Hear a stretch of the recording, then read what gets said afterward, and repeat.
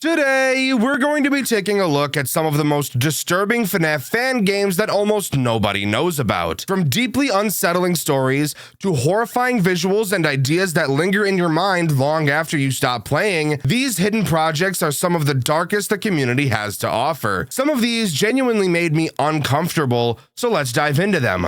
Crack cocaine. Have you ever thought about trying it? Have you ever tried it? I haven't. However, I might as well have. After playing the game I'll be talking about today, I would imagine that I was acting the same as someone who was on cocaina, booger, sugar, crack, white shit. What is said game, you may be asking? Well, the game I'll be talking about today is called Graveyard Shift at Freddy's. This game is really fucking hard. I called Mary's Arcade the Dark Souls of FNAF fan games. This is the Elden Ring. Granted, I will be the first to admit that I'm absolutely terrible at FNAF games, no doubt about it, but I struggled more with this one than with Mary's Arcade, so eat my nuts, it's harder. Graveyard Shift at Freddy's also shares one glaring similarity with another game I've covered on this channel, A Shadow Over Freddy's. That similarity being, the creator of the game has removed it from Game Jolt and finding it isn't very easy. You guys hated it when I called A Shadow Over Freddy's banned, so I won't be making the mistake of calling it that again to avoid the outcome of you all pissing yourselves. But I will say that finding this game was a little more difficult than finding A Shadow Over Freddy's, since the developer of the game is doing everything in her power to remove uploads of it, but rest assured, if you look long enough, you'll find it. She can't beat all of us. The reason this game was deleted, as I'm sure you could probably guess, is because the creator is a slimy, greasy little hobgoblin degenerate. Of course, it's always the devs of amazing games who end up being the worst. Hint hint, Jonachrome, but I'll touch on that at the end of the video. Separating the art from the artist, Graveyard Shift at Freddy's is honestly a masterpiece. There's definitely some things about it I want to complain about, go figure, that's pretty much all I do on this channel, but I can't neglect how fantastic it really is. The level of detail is impeccable, and I'm excited to share it here today with you. Before I get into this game, I do want to give a warning for those who are not familiar. If you are light sensitive or have a condition like epilepsy, it might be best for you to just turn this on for sound in the background, as a lot of this game has flashing lights, and I will be showing it on screen. Just had to get that out of the way. So without further ado, let's dive into my most recent therapy session topic, Graveyard Shift at Freddy's. A Graveyard Shift at Freddy's begins with a text-based cutscene. Get used to this because you'll be seeing way more. We're told from the view of a news broadcast that a journalist by the name of Sam Rodriguez has been missing, following a story about an eatery called Freddy Bear's. After Sam went into the building to investigate, he's never been seen since. Fun fact, we actually play as Sam, so this indicates to us that this news broadcast must be happening sometime in the future. I will talk about the rest of these text-based cutscenes at the end of the video. I just wanted to really establish that we are playing as Sam right now. So again, I'll cover the rest of them and I'll recap this night's one, but for now, we're just going to talk about the game like I like to do. Night 1 begins and we open to our office. This is where I want to pause for a moment just to say that the graphics in this damn game, I'm not ever one to give too much of a shit about video game graphics. I care much more about gameplay and story. My favorite game is Undertale, and the graphics of that game are kinda ass, but god damn, this game looks great. Anyways, on night 1, we get a call from the owner of the restaurant. His name is Mr. Raglan. Raglan tells us about how the shift is going to work, of course, leaving out the fact that the animatronics move in typical FNAF fashion. The mechanics of this game are solid, I can't lie. There's not a whole lot to complain about, except one teensy tiny little problem. To start, we have cameras like any other FNAF game, and in our office we have a big ticket booth in front of us. At any time we can pull down a large metal door to block it off, and when we do, a hydraulics meter slowly goes down. If it ever empties, it will open back up. Once you open the door, that hydraulic meter will start to climb back up. Also in our office is a light that lights up the ticket window, which thankfully doesn't run on any power and we can use it as much as we want. However, you do have to pull pull down the glass covering it every time you push it, something I just found a little weird, on your desk you'll find a router. If you switch through your cameras too quickly, which I assure you, you will be doing quite frequently, the cameras will begin to go, as Mr. Raglan said, quite funky. The screen just gets super pixelated and you won't be able to see dick. To fix this, you'll need to turn off the router in your office for a few seconds and then flip it back on. Super simple. If you look back in the cameras, you'll see an alarm button. This is used to stop animatronics. I know that explanation is vague, but once I start talking about the animatronics, it will make much more sense, so just hang in there, champ. Lastly, you might notice the other button in the camera, mentioning a speed up. Remember when I mentioned there's one teensy tiny little mechanic I'm not the biggest fan of? This is that mechanic. You might notice there are no camera buttons. That's because in a Graveyard Shift at Freddy's, you have no control over the cameras. No. Instead, there's a switch time visible on the cameras that slowly goes down. Once it's empty, it will automatically switch to the next camera, starting from camera 1 and going to camera 7, then restarting at 1 again. Using the speed up button will make the time go down significantly faster. You can, however, drop your camera to stall this timer. If it hasn't yet sunk in how soul-suckingly excruciating this mechanic is yet, just give it a bit. You'll soon understand. There is one more mechanic in this game, but it isn't introduced until night 3, so I'll cover it then. But now, I should probably talk about night 1 and the threats it poses. In night 1, there's only one threat, and that's Bonnie. Bonnie will move around the cameras until he moves into an attack phase. There are 3 different ways that Bonnie can get into your office. How is that possible if there's only the ticket window? I hear you asking in anticipation for my genius 200 IQ response. Well, in addition to the ticket window, there's actually a door to your office behind you. Some animatronics will be able to attack you from that door as well, but if you really want to shart your pants, the catch is you can't fucking turn around. So, how do you deal with animatronics that attack from that door? Well, that's simple. You just don't let them get there. And that's where the alarm mechanic comes in handy. Most places Bonnie goes aren't very important. There are only 2 cameras that really matter when it comes to Bonnie, camera 5 and camera 6. When Bonnie first reaches camera 5, he will be in either one of 2 locations. One location where he's standing in the middle of the room, which I will be calling the safe location, and another location where he's standing right next to the employees only door, which happens to be pretty much right behind you. I will be calling this location the bad location. If you ever see Bonnie in the safe location, then you know you can just let him keep moving, as he will always move into camera 6 next. But if Bonnie is in the bad location, you'll have to use your alarm to distract him, and when you do, he'll very creepily look at you, which I think is really cool, and once you use the alarm on him, you'll know that he'll move to camera 6. Once Bonnie has made it to camera 6, he once again has 2 locations he can be at: a safe location where he's standing far away from the camera, and a bad location where he's standing close to the camera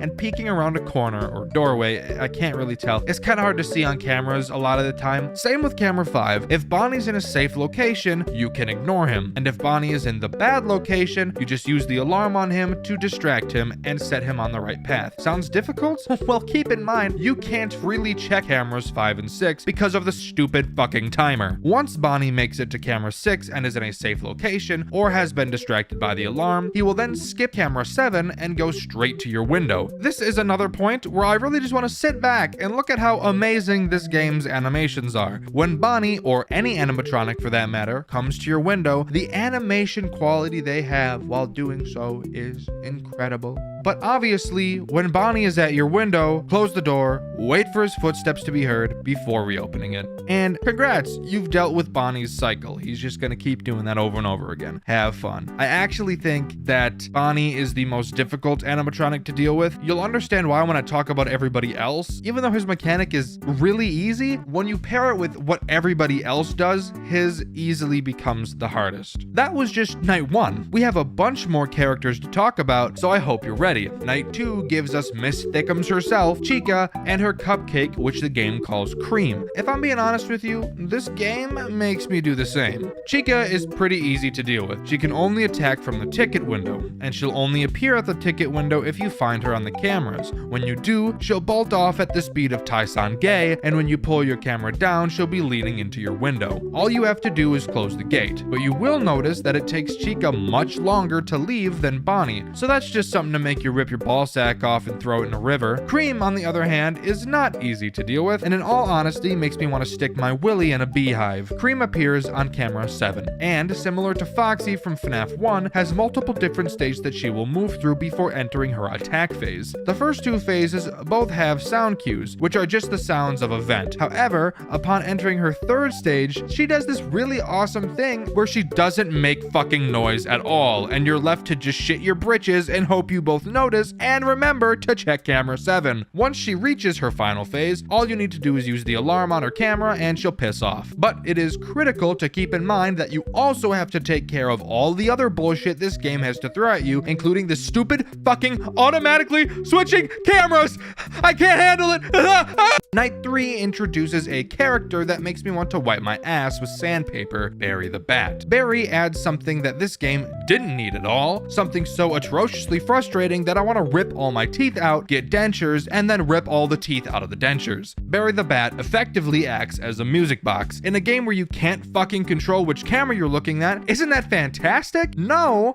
Ding ding ding, we have a fucking genius in the crowd, guys. Barry the Bat is on camera 5, which I'm very grateful for since that's also where Bonnie makes his dumb little idiot pick a path decision. So at least I can kill two birds with one stone on this camera. I should say that Barry's music box isn't literally a music box. Instead, music will be playing, and when music is playing, Barry doesn't move. However, the music is on a timer. After a certain point, which is indicated by a small little white bar, the music will stop, and you will have to turn it back on by going to camera 5. While the music box is not playing, Barry will make her way through 5 different states, just like Cream. However, there's also this really silly little side effect where once Barry moves forward a state, she will never move back for the rest of the night. That means that if the music stops and you're busy dealing with Bonnie, staring at Cream, waiting 8 centuries for Chica to leave your door, dealing with some bullshit that the other animatronics do that I'll be talking about soon, or just scratching her ass and smelling it, then Barry will just move her happy ass through all the stages, and there will be no way for you to make her go back. God, if you can hear me, please, just kill me. Can you do that for me? Thank you. Night 4 introduces Sheriff Slithers.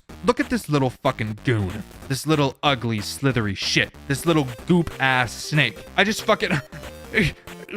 This motherfucker right here rapes me with that hat on. He rides me like a cowboy, ropes me up with a lasso, and stabs me with those little stupid boot spikes. I hate this little idiot so much I can't even describe it to you. This little moron right here is why this game is so goddamn hard. Let me explain. From a glance, Sheriff Slither's mechanic is simple. He will appear on a camera, and all you have to do is look at him for a small amount of time, and he'll happily go away.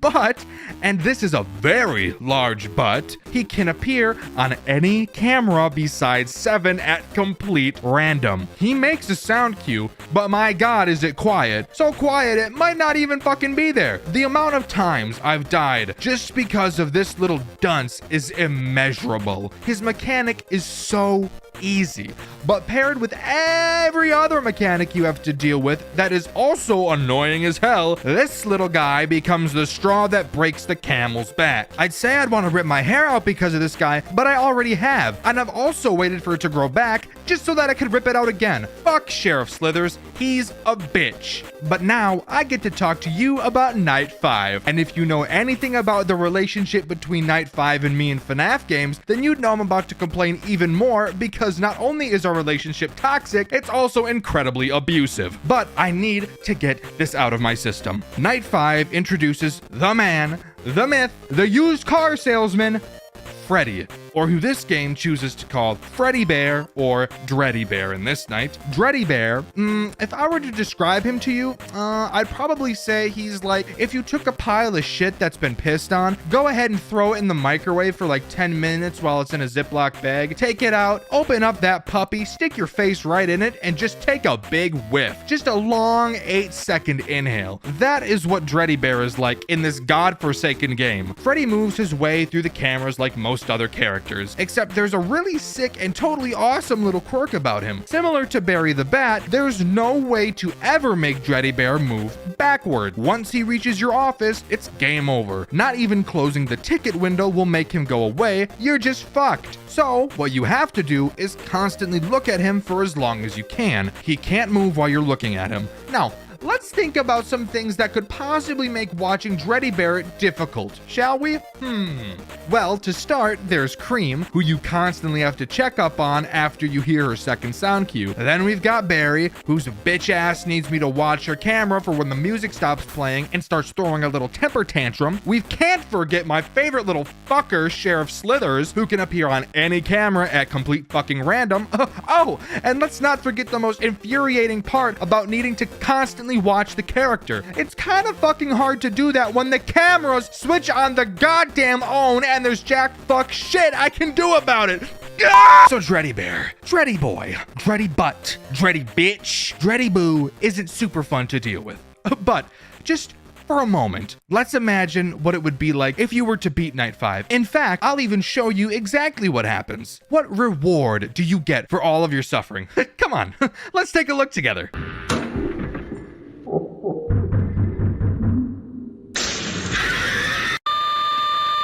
That's right. Dreddy Bear says, "Fuck yo goddamn window, little insignificant idiot," and just rips that shit right open and butt fucks you anyways. And yes, that is actually how the game ends. Is that not insane to you? Put aside the fact how badass the final cutscene looked, but just ask yourself, was it worth it? Because damn, rip main character. Imagine doing the impossible just to be fucked anyways. Absolutely crazy. Oh yeah, and in true FNAF style, there's also a challenge mode called Grave Danger mode, but I'm sure you could already have taken a guess. I didn't even pour a minute of my time into that bullshit, but that's what Graveyard Shift at Freddy's has to offer. But there are still two more things I want to talk about before we wrap this video up. The first thing I want to mention is the lore of this game.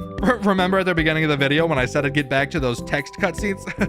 This is that point of the video, because it's honestly some of the coolest shit I've ever witnessed. Before each night, we're given some text on screen that unveils little pieces of the story, as I've previously mentioned. Before I start talking about the story, I do want to clarify that I don't know the story for certain. What I'm talking about and what I'm about to say is strictly my theory. I've already covered Night 1's pregame text, but I'll do it again. It seems to be straight from a news broadcast where the anchor mentions how their very own Sam Rodriguez has gone missing after doing a story about visiting the Freddy Bear's location, and nobody knows where he is. That's about all this night gives us. However, Night 2's pregame text seems to be from the perspective of the restaurant owner Raglan and a health inspector. The health inspector mentions how the mascots are stinky and, before leaving, notices the floor sounds hollow and is emitting a strange smell. When he mentions this, it noticeably makes Raglan uncomfortable. Raglan states that it's just the cellar where they store things. When the health inspector asks to see, Raglan seems hesitant, but then shows him. At this point, we don't learn what's down there, but we'll get back to that shortly.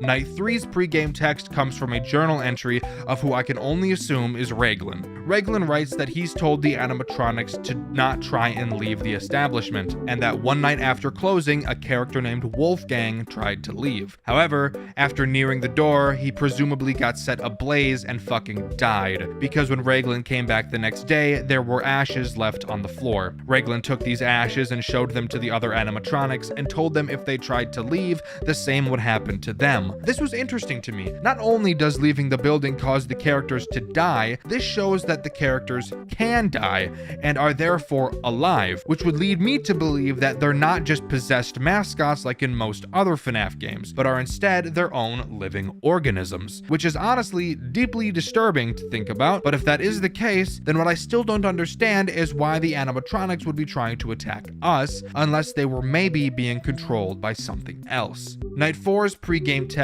seems to take place between two parties, Sam Rodriguez's parent and their lawyer, and Raglan and his lawyer. They attempt to settle a dispute about where the missing Sam is, and his mother angrily lashes out at Raglan and his lawyer, saying how he just wants to see her boy again, claiming that Raglan's eatery has a known track record for disappearances, and that she knows Raglan is the cause of her son's disappearance. Night 5's pregame text reveals something crazy, though. It's another journal entry from Raglan, this time years after his last, in 2017, the year this game takes place. Raglan questions how it has gone this far, and that they should have gotten him by now, which could only be questioning how Sam has survived so many nights, and how he's surprised that the characters hadn't killed him yet. Raglan mentions how the system they have has always worked so well, which would lead me to believe that he had a plan to have Sam killed by the mascots, and that he has done this multiple times before. He mentions how back when he was in Sam's position years ago, he had made it this far, and on this night, Night 5, Freddy Bear appeared, except he looked and acted way differently. He mentioned how Freddy Bear was, quote, beyond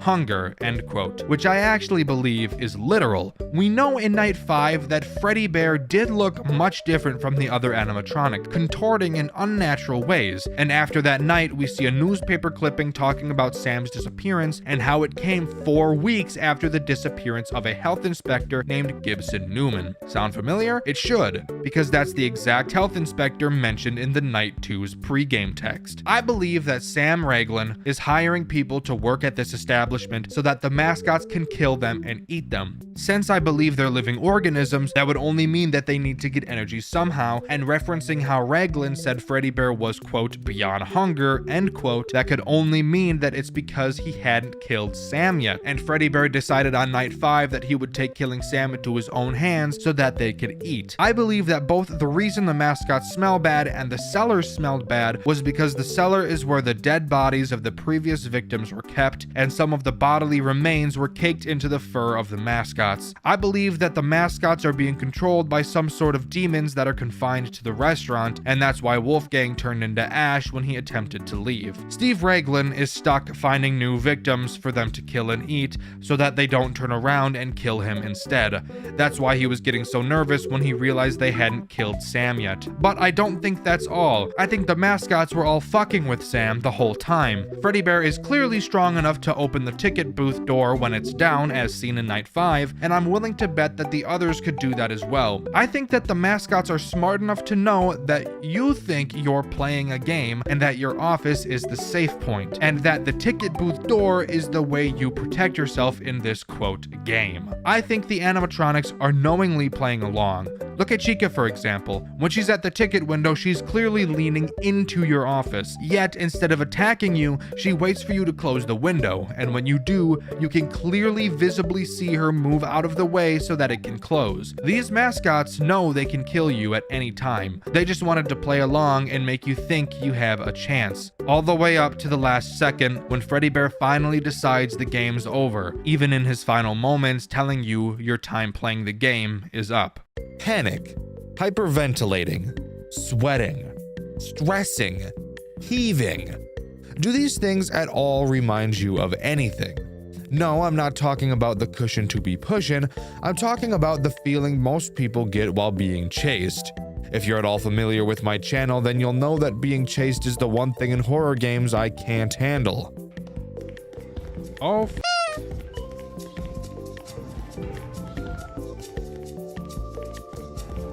oh shit, it's fast. Today, I'll be talking about Roblox Pressure, a survival horror game less basic than Rainbow Friends and much more terrifying than Doors. So, come with me, and you'll be a convict stuck under the fucking ocean. Hold up, Dexter. What do you mean, a convict? I'm a good little 8-year-old white boy from the suburbs. I would never even think of committing a crime. Sometimes I stay up a few minutes past my bedtime playing Roblox on my Dorito-smeared screen-covered iPad, but who hasn't done that? Calm down, little dude. I'm not talking about you literally. In Pressure, you play as a convict. We're told that our crime and length of sentence is irrelevant, which I find a little odd, but I'm going to do my best to ignore the fact that just because I stole the Adam and Eve box out of my hot neighbor's mailbox to get a peek inside, immediately means in this prison's eyes that I'm on the same level as the guy who just committed triple homicide. Stupid. There wasn't even anything fun in that package. It was just a teddy bear, and I gave it back, so I don't even know what the big deal is. But alas, we're told that there is a very important mission that we can volunteer to go on. There's a mysterious underwater facility called the Hadal Black Site. which is known to be operated by an organization called Urban Shade. We're told there's a crystal that looks like a lump of dump deep inside the facility, and if we can make it through 100 rooms, and if we can take the crystal and collect documents along the way, we will have the remainder of our prison sentence terminated and will be allowed to walk free, along with a hefty sum of money on top of that. We're told straight out of the gate that we are expendable, and that they have very low confidence that we'll be returning, but we're not told why. Plenty of inmates signed up, and so did we. I personally signed up because I thought I would get killed in prison if I pissed off another inmate, so I ate his butt. Turns out that just made him like me a little bit too much. He didn't sign up, so I did, just so that I could get away from him. Luckily, I did actually. On the way out, I saw him walking back from the commissary with an entire bed sheet full of bars of soap. So I get the feeling I made the right decision. What'd you sign up for? Oh, right, you can't answer. You're watching a video. All right, cool. Anyways, we board a submarine and descend into the water towards Blacksite. Not knowing what awaits us, we assume this will be a walk in the park. But spoiler alert, moron, it won't be. When you're choosing a sub to board, you'll notice that they're labeled with numbers. Pressure actually allows you to play with other people, but in my personal opinion, I wouldn't recommend playing with more than 3. 2 people already can get a bit frustrating, and I'll explain why later. I usually only played by myself because then I could be a selfish little greedy hobgoblin. Before you exit the submarine and actually start a run, you will be given the option to buy items. Note that you won't see the shop on your first playthrough, but every playthrough afterwards. In this store, you can buy stuff like a flashlight, a lantern, and a code breacher. I'll explain the items more in detail later. You will get currency by making it through rooms and by picking up documents during your runs. As stated before, the goal of the game is to make it through 100 rooms. What's so hard about that, you might be asking? Well, it's what's in the rooms that's the problem. In the first area, we're taught how to use keycards to open doors, and after we walk through, the run begins. Something you'll immediately notice is that pressure feels very similar to another game I've covered on this channel, Spooky's Jump Scare Mansion, as each room is randomly generated, so there's a limit to how much you can memorize. As you walk through rooms, you'll be able to open desk drawers and lockers. Inside and on top of them, you'll be able to find documents, flash drives, and blue things. I don't know what these blue things are called, but I know they're blue, so they're blue things. Collecting these items gives you what I'm just going to call points because I don't know what they're actually called. The more points you get in a run, the more currency you'll get at the end to spend on purchases at the beginning of future runs and deeper into your current run, which I'll talk about later. You'll also notice larger lockers. When opening them, you'll be able to hide inside. Oh dear lord, you know what that means. It's time to talk about the threats that pressure has to offer. Z-V06, codenamed Puddles of Void Mass, is probably going to be the first monster you'll encounter. It was the first monster that I encountered. In fact, I actually died to one in the first room I entered in the game on my first run ever. I played this game completely blind. I didn't look anything up, so I had no idea what anything was going into the game. The first room I entered, I went to check a locker and immediately died. So that was my introduction to pressure, but anyways. Puddles of Void Mass will appear randomly inside of hideable lockers. They can also be found behind broken doors, but that's not very important. If you enter a locker with one inside, it will kill you, unless you're playing with other players. In that case, it will deal 20 damage to you and suck you in, continuously dealing damage to you until you die or until another player rescues you. You'll easily be able to tell if a void mass is in a locker by opening your f***ing eyes and looking at it. You will very clearly be able to see 2 purple eyes through the slits in the locker, letting you know they're there. Also, these purple eyes can be a few other colors. I didn't know that until doing research for this video. Additionally, standing next to the locker and listening, you'll be able to hear them breathing, but it's much easier to just use your eyes, and is much less time consuming. And time definitely matters when you need to hide, but what do you need to hide from? Z-283, codenamed the Angler. That's what you need to hide from. The Angler has several different variants that technically count as their own separate monster, but because they all function borderline the exact same way, we'll go over all of them now. Something each of them has in common is how you know they're on their way. Before attacking, most of the anglers will have the lights to the room you are in flicker briefly. This will let you know that the angler is on its way. When the angler gets close, you'll be able to hear it screech, and the camera will begin to shake. Once it starts shaking, you need to enter a locker immediately, as you will have almost no time after that. Once the angler is gone, you can come back out of the lockers, but there's some epic quirks about them to cover too. Pressure will have some rooms you enter be completely dark. The angler will not be able to spawn in these rooms. Most of the time, anglers will only spawn if the room you are in or the previous room had a hiding place, which is very generous and I appreciate. Remember how I mentioned the angler had variations? A few of them are similar, but I'd prefer to talk about the 3 that make me want to slam my penis in a car door. Let's start with pink, shall we? Here's some subtle foreshadowing for you. I hate pink more than I hate children on planes, and boy do I hate children on planes.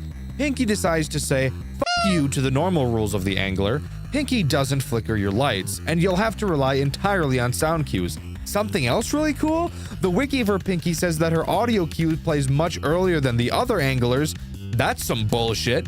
Every time I've dealt with Pinky, her sound cue plays a solid 2 seconds before she came to cream in my ass. So what's up with that, huh? The other angler variation that makes me cry and also caused me more deaths than any other monster in this game is Frogger. Oh my god. Frogger. Holy shit. Frogger. I'm gonna die. Frogger. I hate Frogger. She has a really unique and epic mechanic. Every variation of the angler has a slightly different look so that you can tell them apart. Each variation also has a different sound cue they play.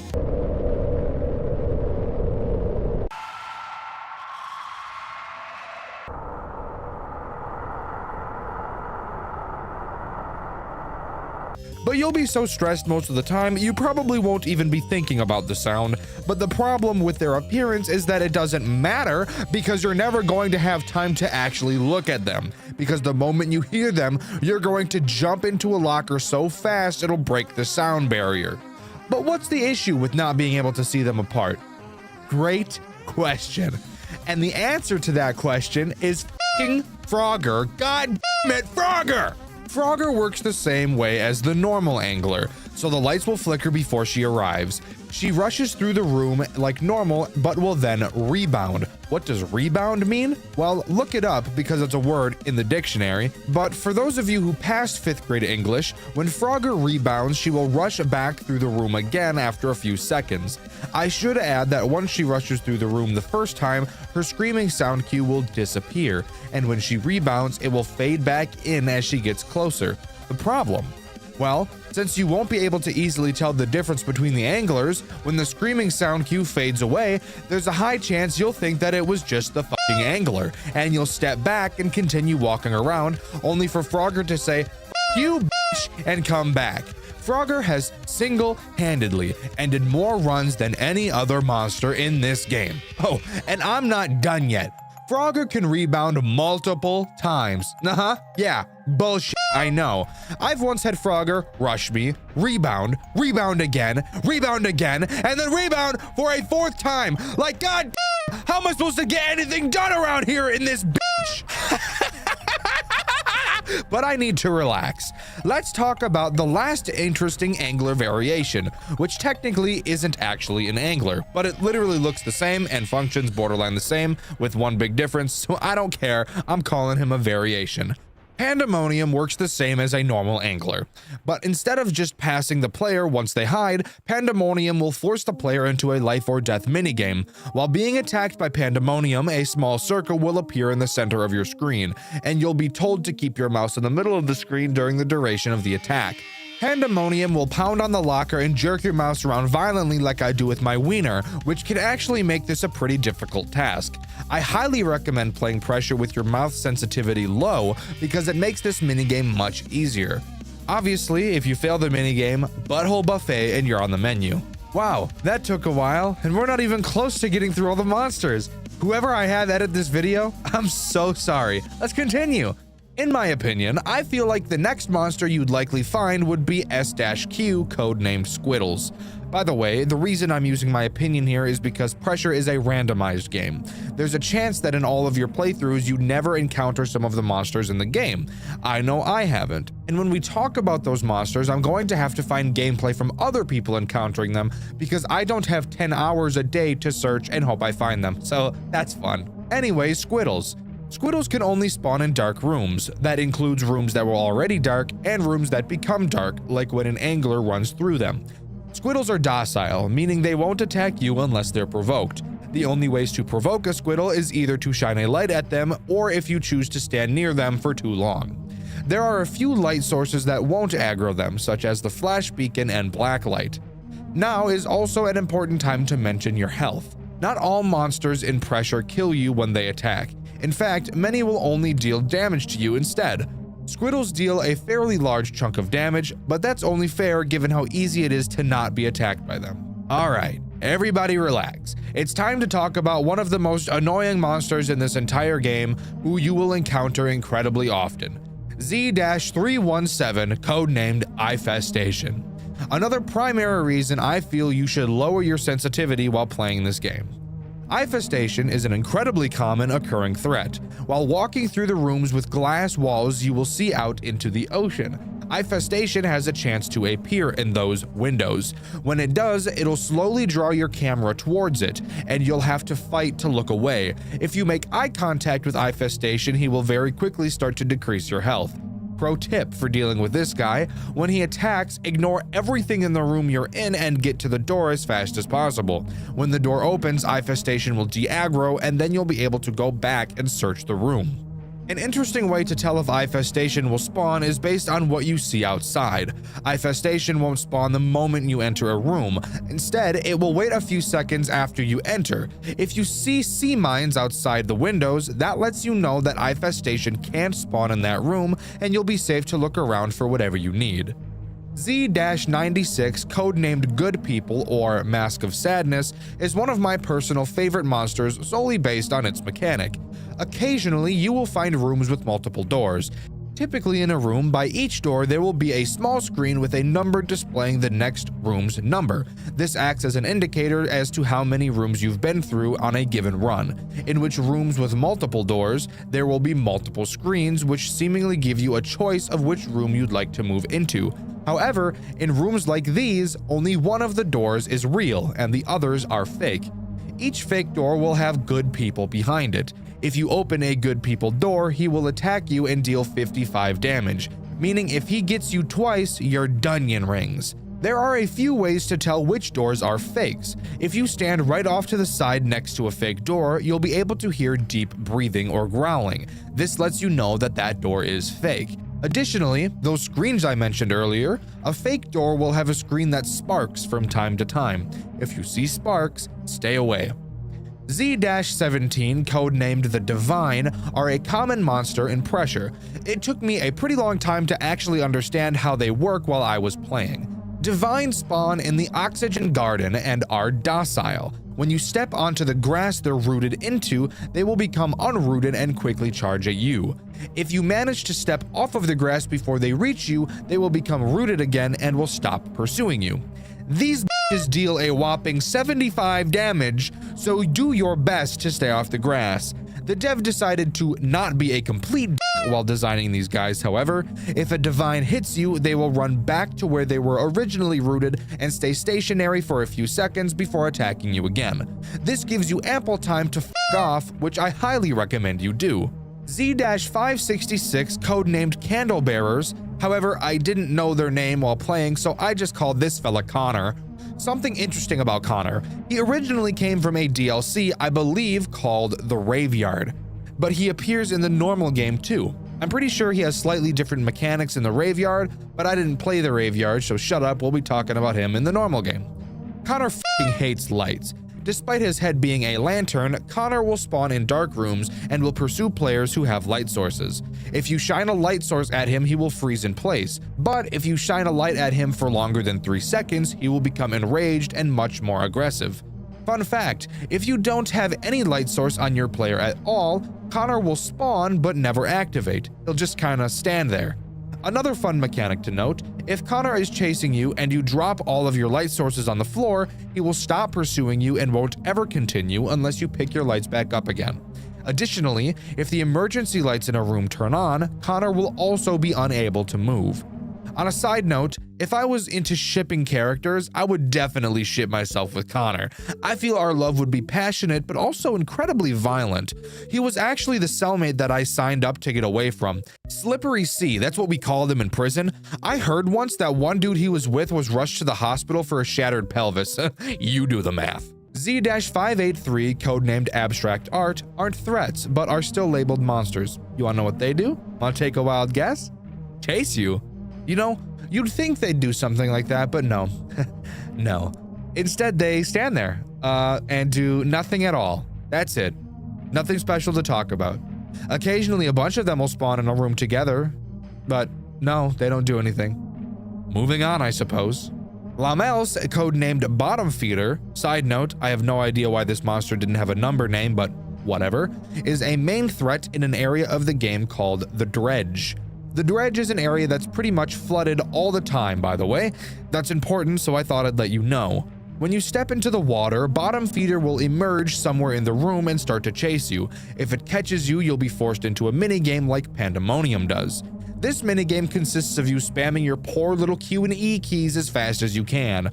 While in this minigame, Bottom Feeder will continuously deal damage to you, and if you fail to complete the minigame before you die, well then, you f***ing die. I don't know what else to tell you. Let me tell you something super awesome, and I want you guys to comment below if you've experienced the same super awesome little thing.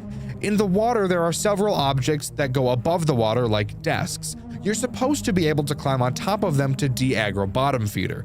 However, something super awesome I noticed is that I can't f***ing climb onto these objects at all. Seriously, I don't know if there's a button I'm supposed to press that I'm not pressing, but I seriously have never been able to climb onto any of the objects needed to avoid this douche. What I always ended up doing was just trying to make it to the end of the dredge section as fast as I could. I'm pretty sure Bottom Feeder is slightly faster than you, so if there's a long segment of water with no brakes, then unless you can figure out how to get on top of shit, you're kinda just done for. Please, let me know I'm not the only person who struggled with this. I'm begging you.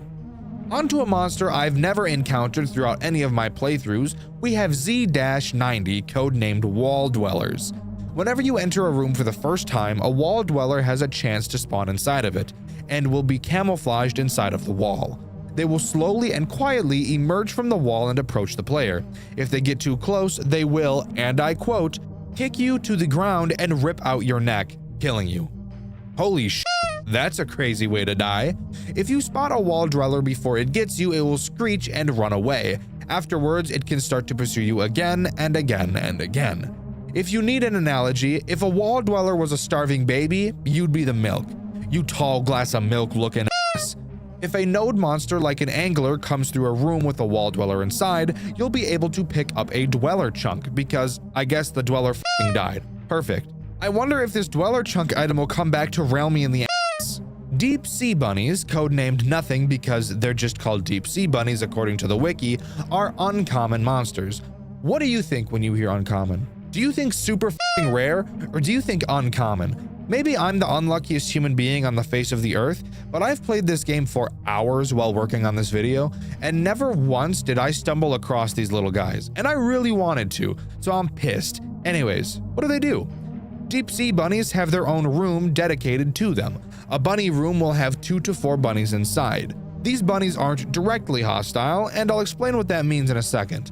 You are actually capable of trading with these little dudes. Don't ask how, just accept it. I tried my best to find a trade table that these guys have, but as far as I'm aware, there isn't one that's public as of writing the script. But basically, you give a bunny an item that you have, they'll give you another totally random item.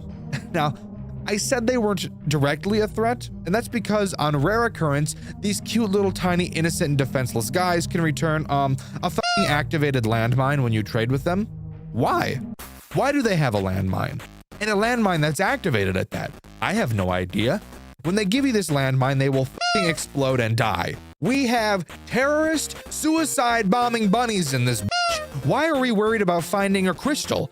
Talk about not having our priorities straight, am I right? Oh yeah, and as the icing on the cake, if you were planning on trading with each bunny, if the first one gives you a landmine, not only does it kill itself and deal 50 damage to you, it can also kill all the bunnies around it. So, me, right? You can actually guarantee a landmine trade if you give the bunny a Necrobloxicon, a Gravelight, or a Dweller Chunk. the Dweller Chunk did in fact come back to rail me in the ass. The final normal monster to talk about is Mr. Loopy. Mr. Loopy isn't as much of a threat as he is a safeguard.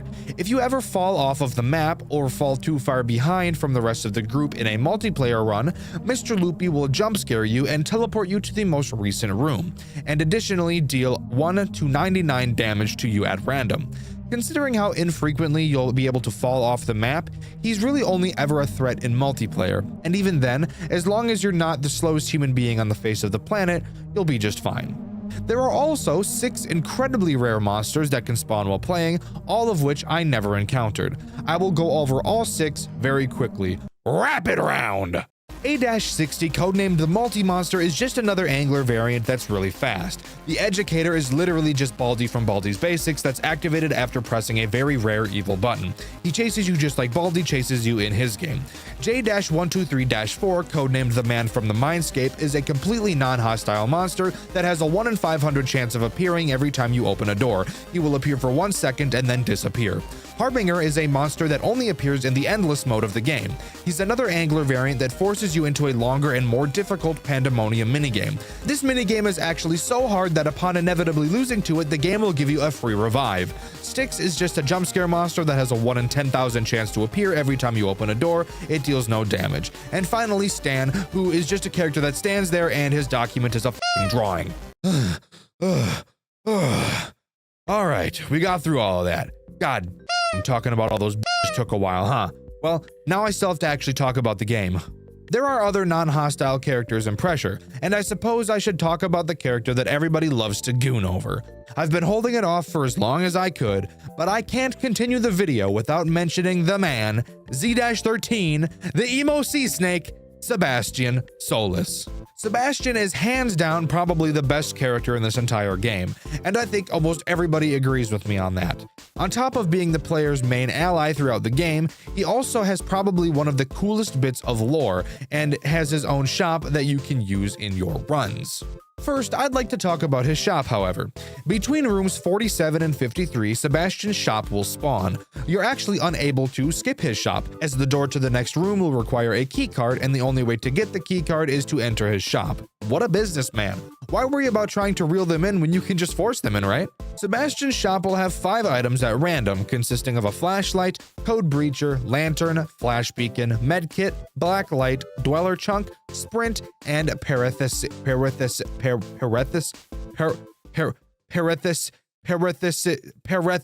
I don't fucking know what it's called.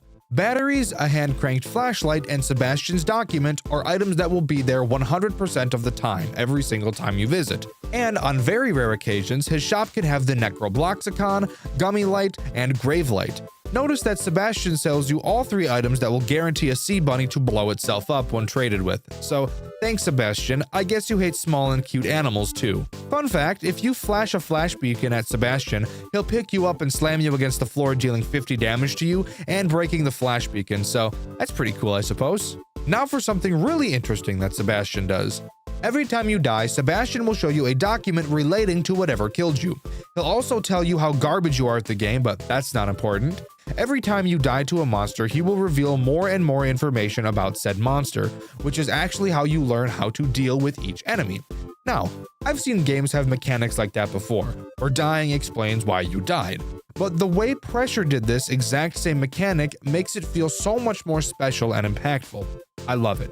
So, what else is standing in our way of grabbing the crystal we need to become a free man? Well, up until room 60, you really only have to deal with the monsters and Sebastian's sass. But between rooms 60 and 80, you'll get contacted by the prison guards, telling us we need to fix some shit before we can continue moving forward. Apparently, a bunch of generators powering the place got smashed to shit, and it's our job to fix them. To fix a generator, you have to play a minigame. A small line will rotate in a circle, and you need to stop it in a given area. This is actually one of my favorite games to play at arcades, because I'm actually the god of timings. Anyways, after we fix a few, we enter a large room, and holy fucking shit, what the fuck is that? Oh damn, it just sucked that dude up!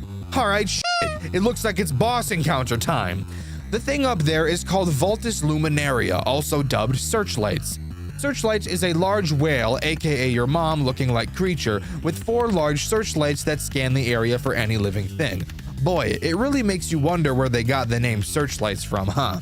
To survive the encounter with searchlights, you have to fix a certain number of generators while searchlight scans the large room looking for you.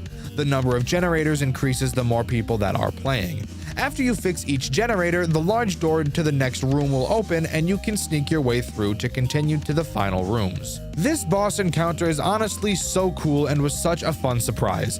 While hiding from searchlights isn't hard because there's so many crawl spaces and lockers to hide in, the intense music that plays while you complete the fun generator minigames makes this honestly one of my favorite sections in the whole game. The only problem I have with fixing the generators is how long the animation is after you complete the minigame, especially when you're a cocky fuck like I am. I've definitely gotten myself killed more than once gambling on how long that animation would take.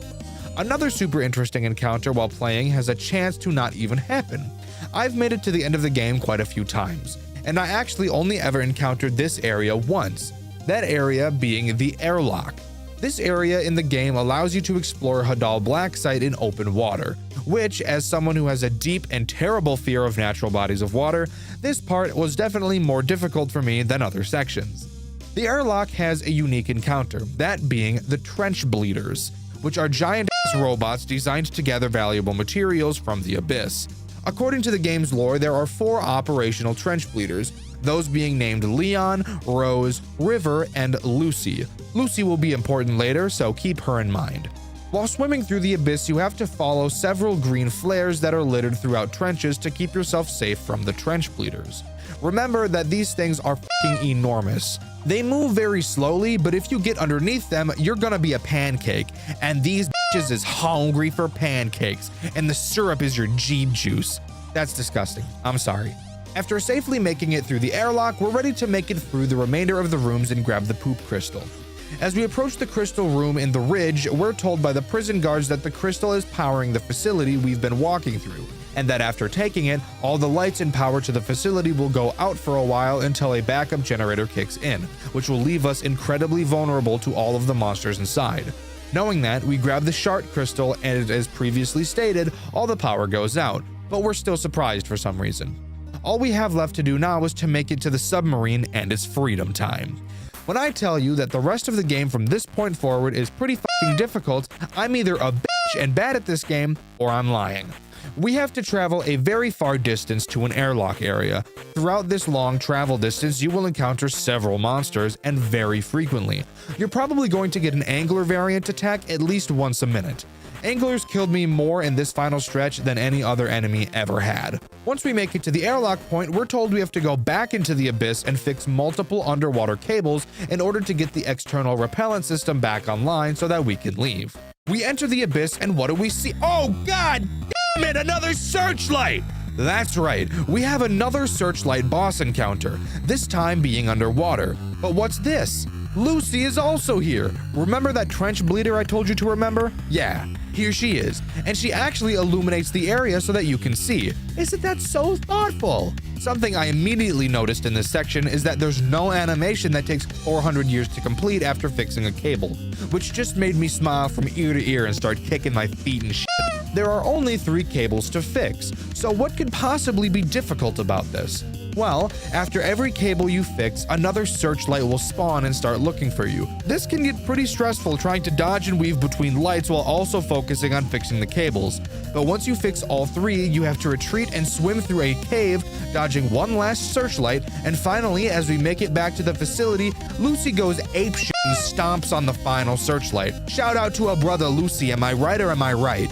After exiting the airlock, tired and scared, shaking in our boots, shivering in our quivers, battered and bruised, we make it back to a submarine, get inside, and return to the surface, return to safety, and finally, pressure comes to a close. Roblox horror games, something that is pretty atypical for this channel.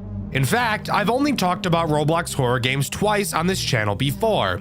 One video being about Rainbow Friends and the other about Pressure. However, recently I've been getting suggested a couple Roblox FNAF games to play. I always knew there were FNAF games on Roblox. In fact, there's a couple of Roblox games that place really high on the official max mode list. Of course, I did always intend on getting around to playing these games, and if you follow Dexter Black, you'll see that I have played a couple. And the game that we're covering here today is one of those games. A reimagining of one of the most hated official Five Nights at Freddy's games of all time, fixing all of its problems and introducing several new mechanics that make the game feel fresh, while also looking so graphically impressive you'd be surprised to hear it was even made in Roblox at all. So join me today as we dive into the world of Five Nights at Freddy's 2 Reimagined. In terms of the game's overall story, not a whole lot has changed. At least, that is up until the end. We'll obviously talk about that later, so if you were hoping for a massive lore dump, hate to break it to you, it's pretty much just the official lore with a few changes. However, it's still told very well. Night 1 starts the way most do. You get a phone call from the phone guy, Ryan.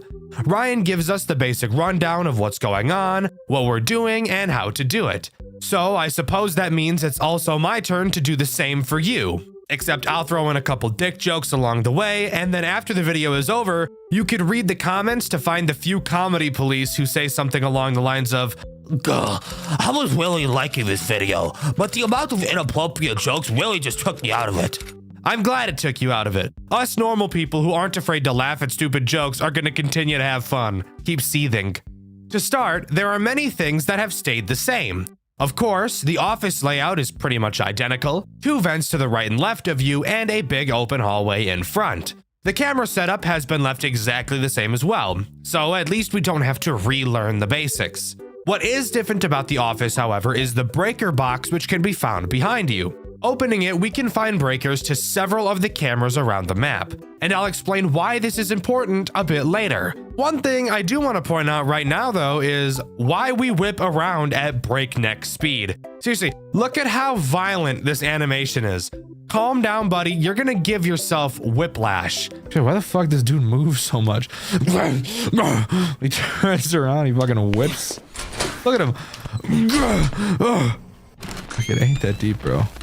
Anyways, the next thing I want to talk about is your flashlight, as that has also been changed slightly.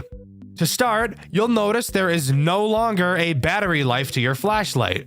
So you may be wondering how Balloon Boy is supposed to work without his integral mechanic. Well, hold your dick, little spastic. You're getting way too far ahead of yourself. Let's slow it down and take this little by little. Your flashlight is now used to flash not only the hallway, but the 2 vents as well, as now the vents don't have their own dedicated button. Before we continue on, there's also one little thing I do want to point out about your office I thought was funny. If you take a look at the clock on your desk, you'll see a coffee mug is blocking the second set of digits, probably so that the developers didn't have to actually program the clock ticking second by second. This literally plays no role in importance in the entirety of the game. I just think it's fun to see the way devs are able to cut corners sometimes. Anyways, moving on to the first threat this night introduces, those being Toy Chica and Toy Bonnie. Oh shit, damn. Oh, damn, mama. Sorry. Boing. They work the exact same way they do in the original with some minor tweaks. For one, if you weren't aware, let me give you a quick fun fact about Five Nights at Freddy's 2. If you dig through the game files, you'll be able to find an unused asset for Toy Chica. It's never seen throughout the game and was originally intended to be used to allow her to glide across your office like Toy Bonnie does. It's even completely coded in, but it's never called in the actual game. Well, Reimagined brings this back, and in a big way. Both Bonnie and Chica will enter your office after being in your vents. However, unlike the original, where you can see both Toy Bonnie and Toy Chica staring at you in the vents, in Reimagined, they instead chose to bolt through your vents at the speed of sound, giving you no time to see them in your vent. When you hear them coming, you have to put the mask on fast. Like, I'm talking fast as shit. These guys aren't playing around at all. If they get their hands on you, they're gonna rock your world. I'm talking tie your own dick into a noose and make you hang yourself with it. Ooh. God,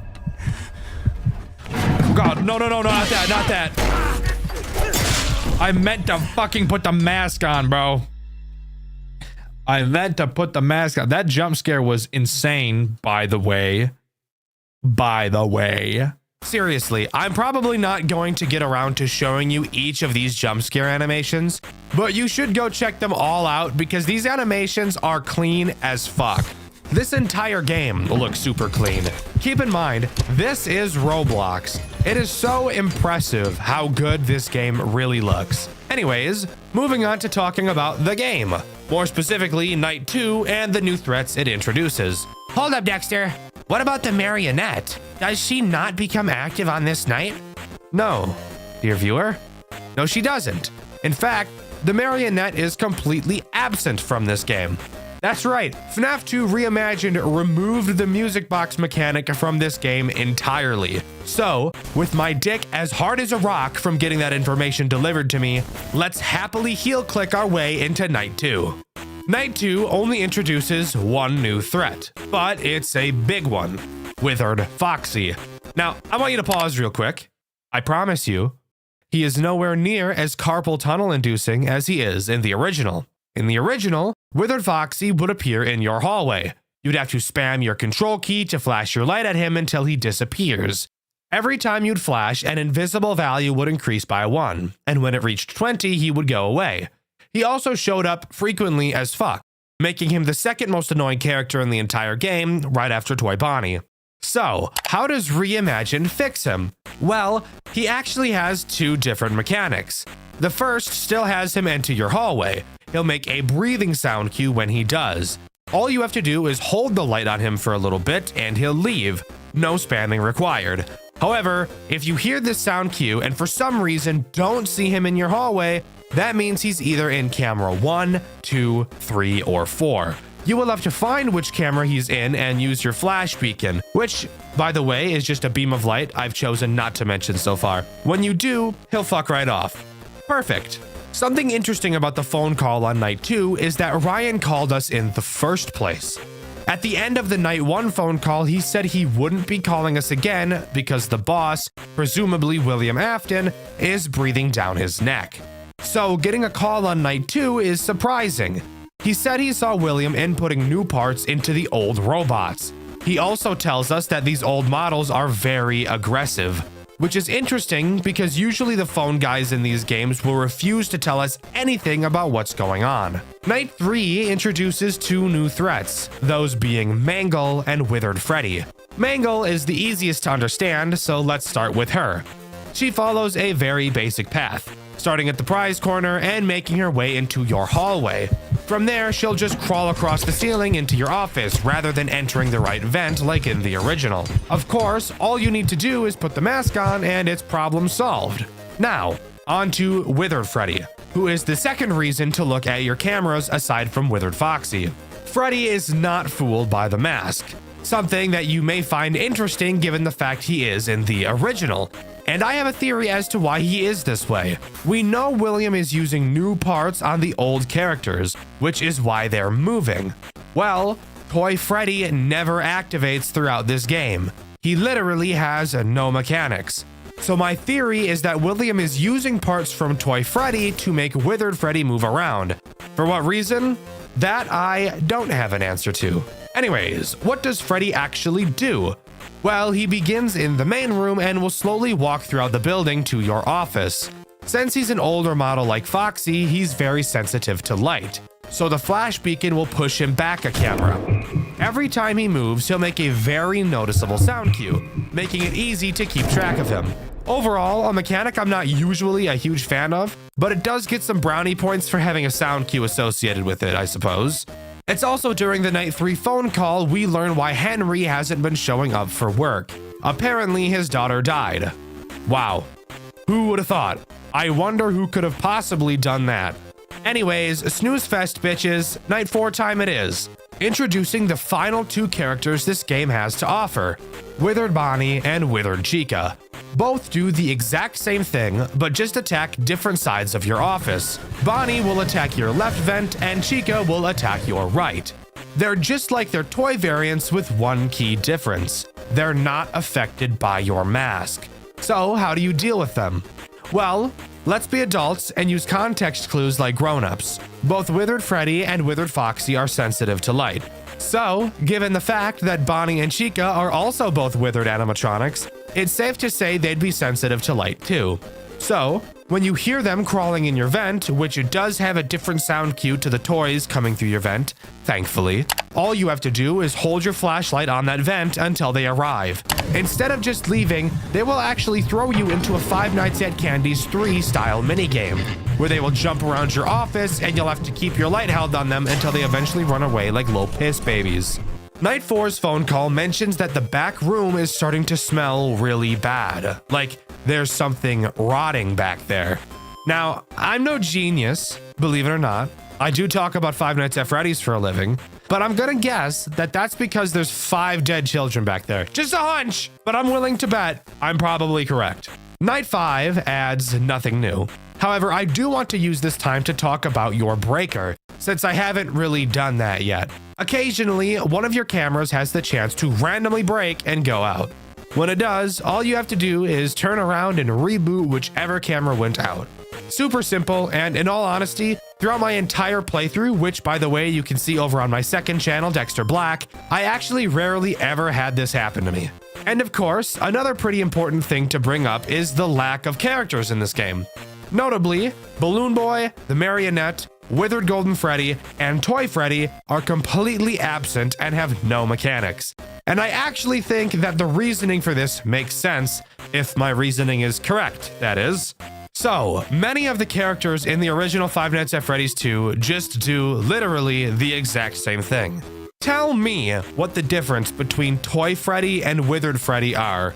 Spoiler alert, there is no difference. In fact, the toy animatronics are actually disabled on nights 3 and 4 to instead be completely replaced by the Withereds. They serve no interesting purpose at all. You don't need Balloon Boy since there's no flashlight battery. The Marionette doesn't make sense since this game came up with a much better way to force you to look at the cameras. And Withered Golden Freddy isn't present for a lore reason, which we'll be talking about in a bit. And by a bit, I mean right now. After completing Night 5, we get this cutscene.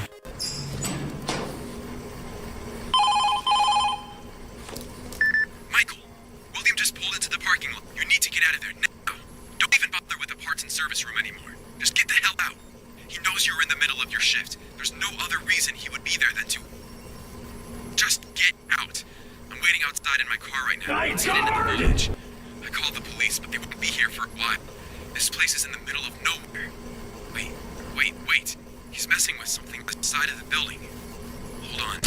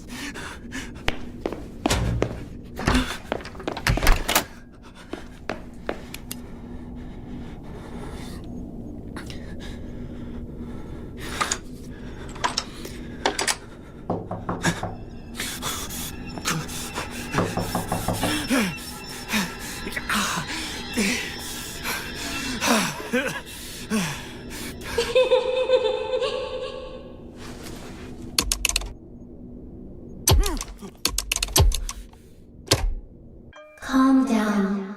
I'm not going to hurt you. He's afraid of me.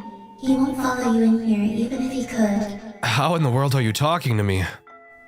What do you mean? I'm right here, aren't I? You're not human. How could you talk to me? I'm not human? Look at my hands right here. I'm talking to you right now. But, never mind. Oh, this is insane.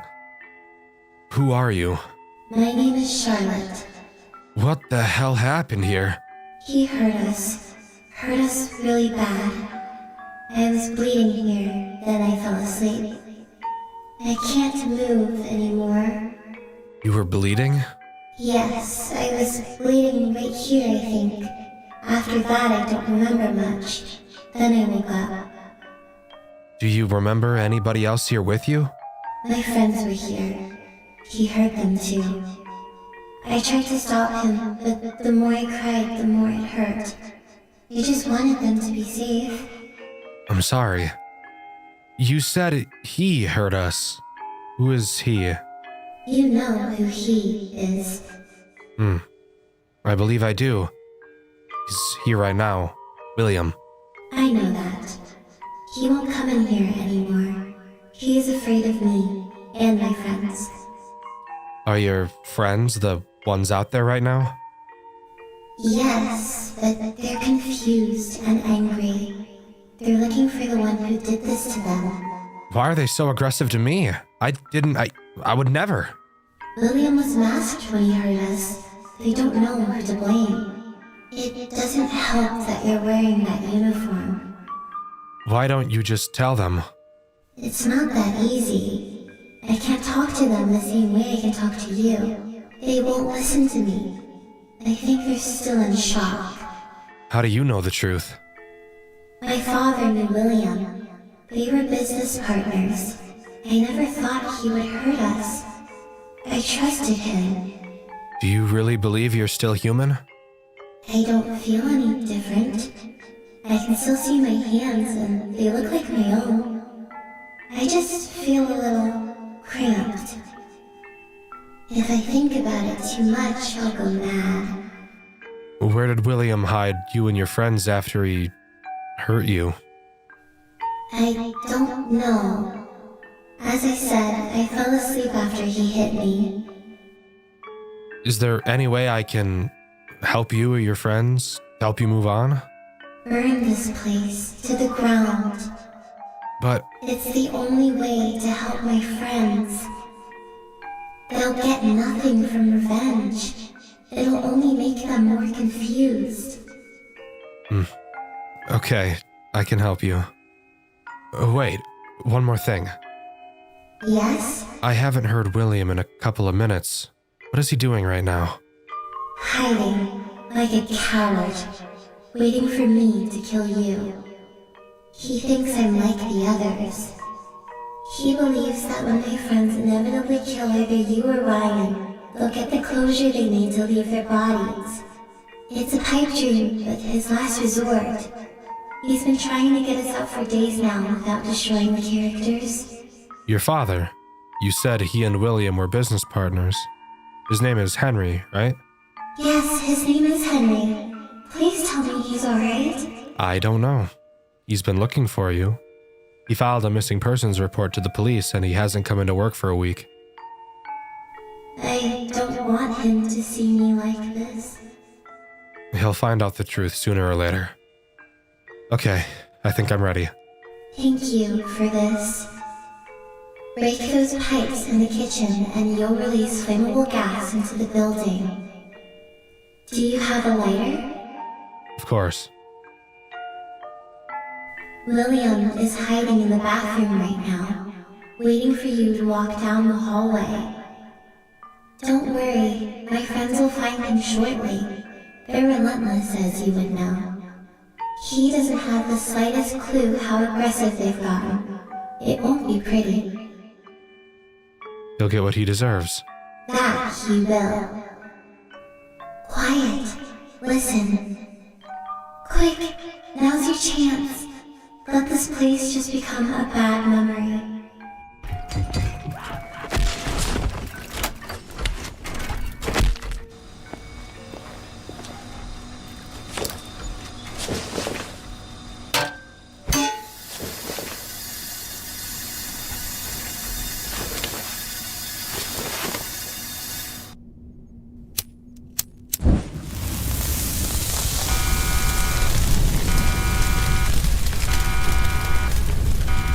So, we set William ablaze in typical FNAF fashion, and FNAF 2 Reimagined comes to a close. Kind of. When this game first came out, that is where the main story ended. However, months after, a DLC was released that introduced a sixth night. And that night is something so unique, I've only seen something like it once before. Michael, you have a calling. Your efforts to save them, how selfless, have failed. They're still here with me.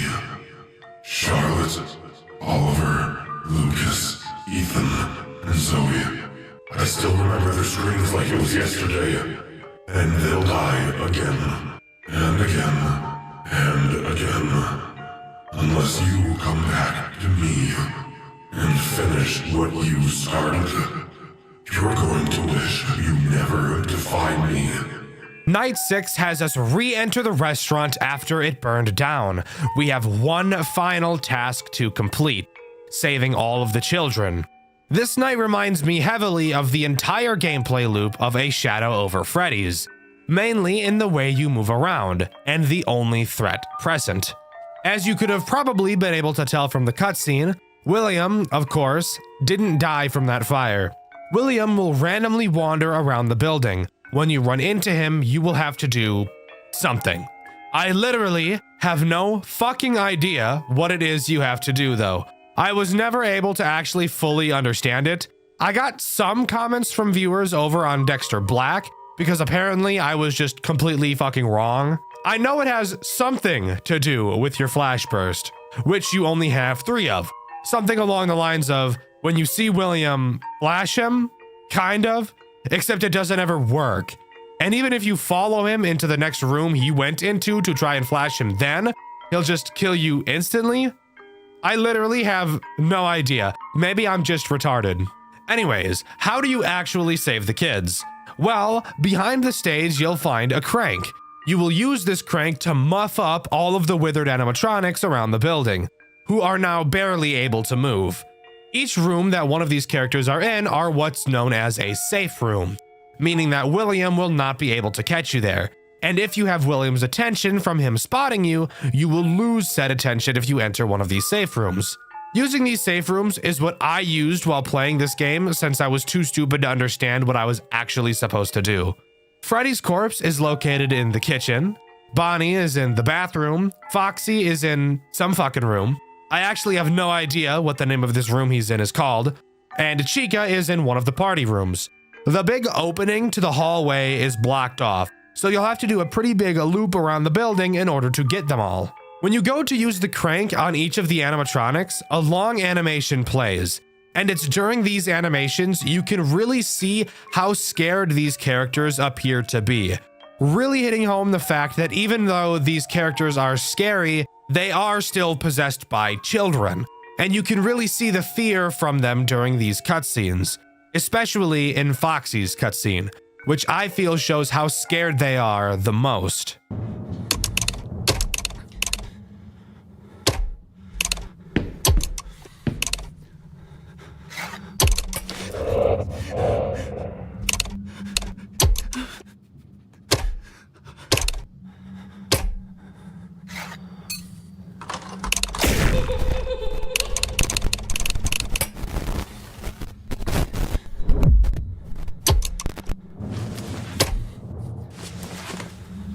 After saving all the kids, you can go to the back room to save Golden Freddy, only for this to happen.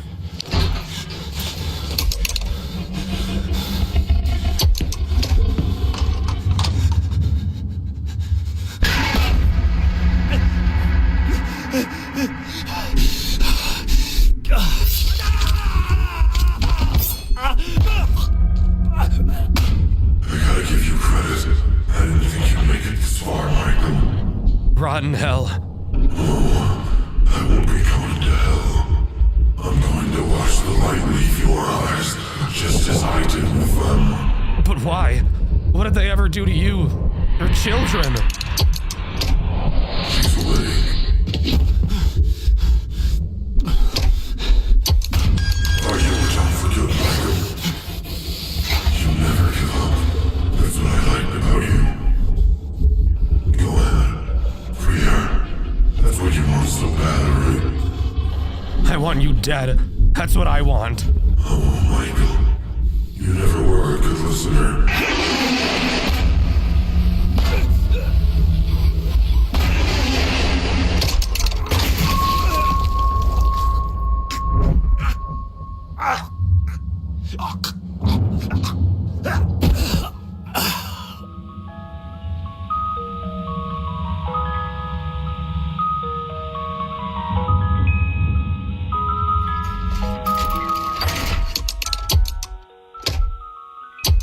And with that, that's truly where Five Nights at Freddy's 2 Reimagined comes to a close. A borderline perfect recreation of one of the community's most hated official FNAF titles. But now we have to ask the question, was a remake like this necessary? Did we really need someone to change the original game? I think the answer to that question is a resounding yes.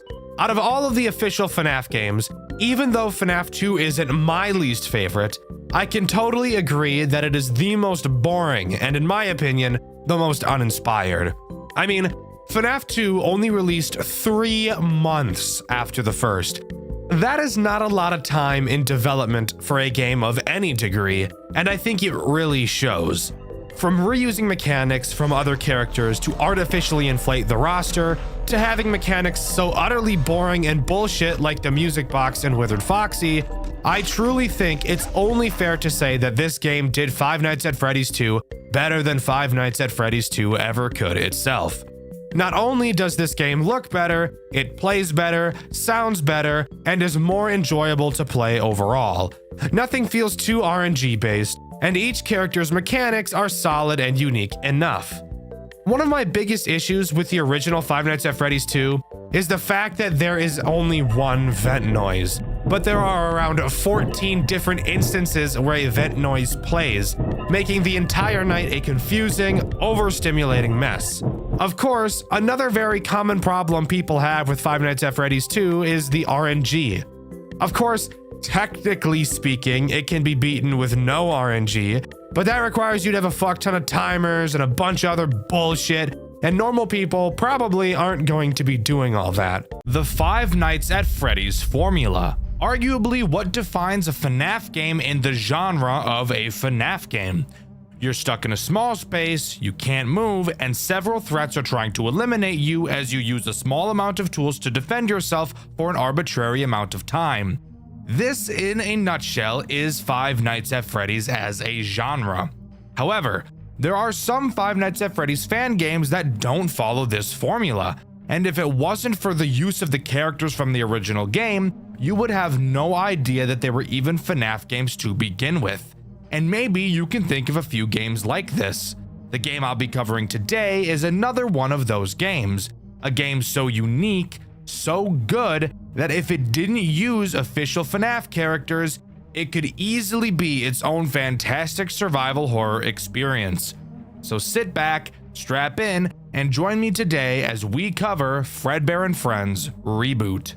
You can honestly think about Fredbear and Friends Reboot as more of an Outlast, Resident Evil, or Poppy Playtime style game, purely in terms of how it plays.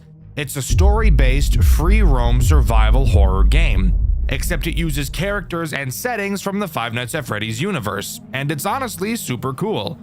We play as a guy named Thomas. When this game takes place, the Fredbear and Friends restaurant had been closed for over 26 years, and together with our friends Chris, Ashley, and Richard, they all decided it'd be a great idea to do some urban exploring in the now abandoned building, not knowing that they were about to walk into a sick and sadistic death trap, the likes of which they'd never experienced before. We drive to the restaurant where all of our friends are waiting and head inside to find them. We all talk about what the plan is, and it seems like they don't even fucking have one. So like, why are we even here? No matter, we decide to all split up like Scooby and the gang to explore faster, something I would never agree to do because this building is so dark I can barely see 10 feet in front of me. So, to solve the darkness problem, Richard finds the power room as we enter the office of the building. Successfully turning the power on, I ask the question, is it even possible for a building 26 years abandoned to even be able to have power? That's a genuine question, by the way. I mean, I guess it makes sense, but like, who's paying that bill? The city? I have no idea. After having our fun in the office, we meet back up with our bald friend Chris. I know being bald isn't a crucial plot point, but a plot point I found relevant to point out. Like, imagine being bald. Couldn't be me. I have luscious locks. Bald bitch, loser bitch, boy, loser bitch. Chris tells us he wants to continue exploring to find out more about this place. which I call bullshit on because this bald loser is sitting down and is actually not exploring a damn thing. Heading back to the office, we find 2 documents for Chris since he's too lazy to go look for himself. One of the documents mentions the animatronics acting up, and the other talks about an armed man in a purple suit. I wonder who that could possibly be. We go back to where Chris was, only to find him missing. After exploring around, we realize we can't find Richard or Ashley either.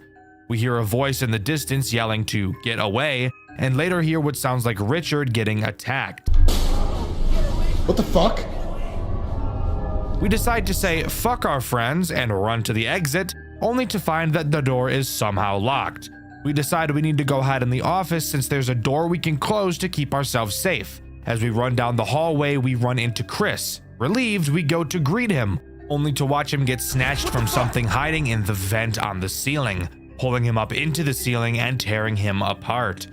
Yeah, not this way though, not fucking that way, no we ain't. We obviously turn around and go to the other entrance of the office since I'm not about to get ganked like Chris just did. As we go to the other hallway, we can hear loud metallic footsteps following behind us.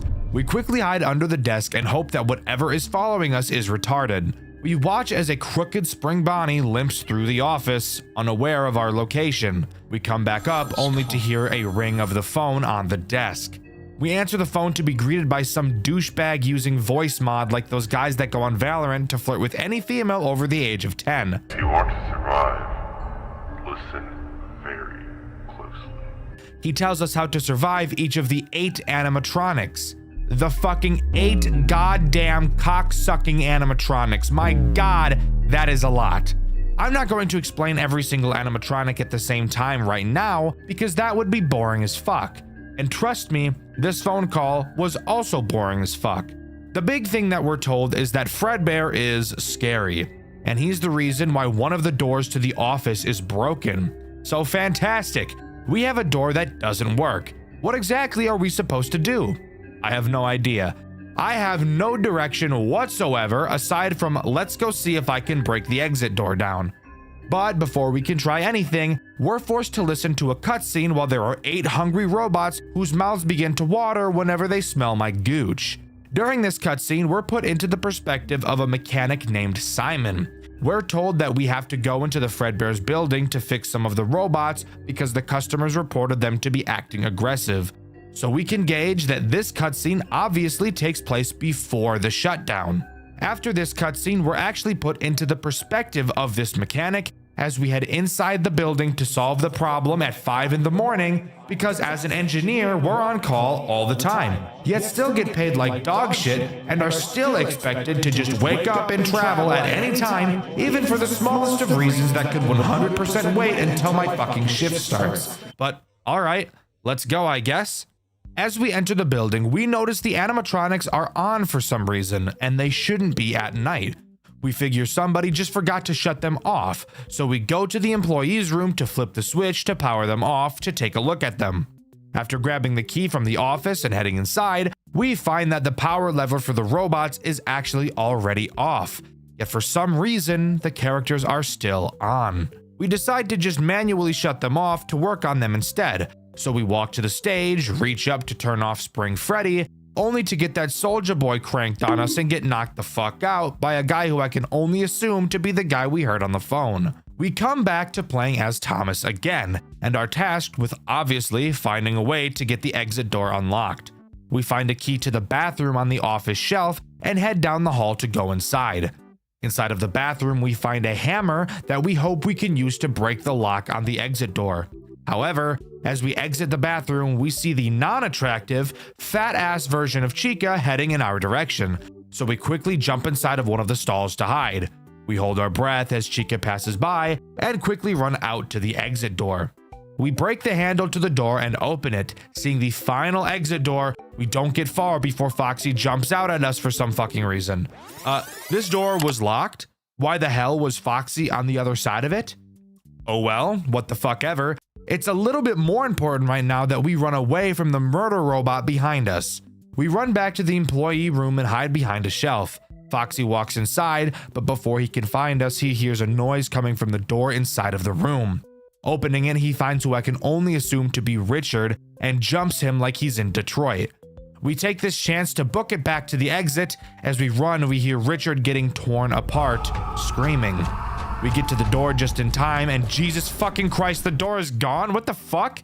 Let's ignore the fact that this doesn't make sense, because I don't think I need to explain to you why a door disappearing doesn't make sense.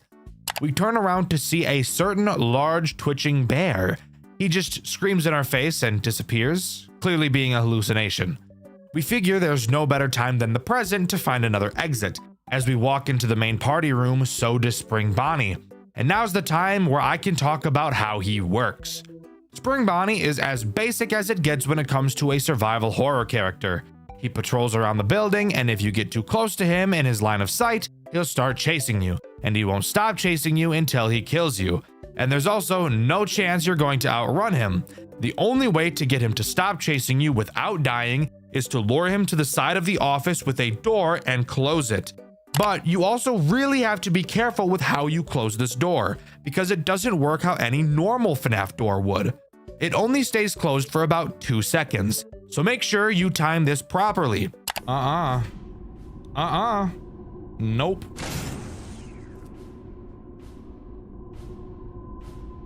Oh!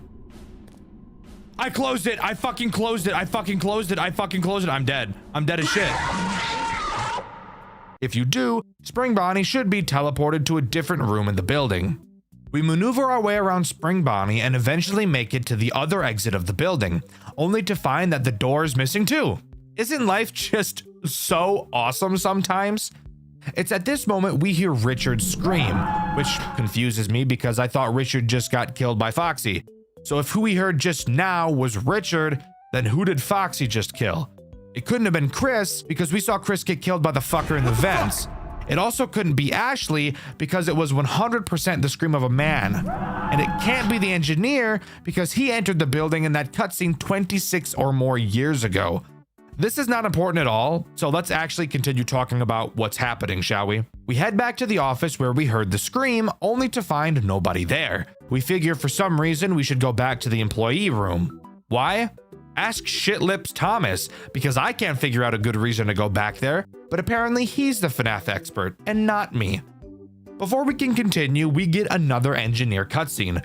We're dragged into a back room and we overhear 2 people talking. Well, really only one person talking, because the other guy has his voice changer on so deep thinking it'll make the e-girls wet, so I really can't even hear him. Why didn't you just kill him? Really? Dave, you know exactly what happened before.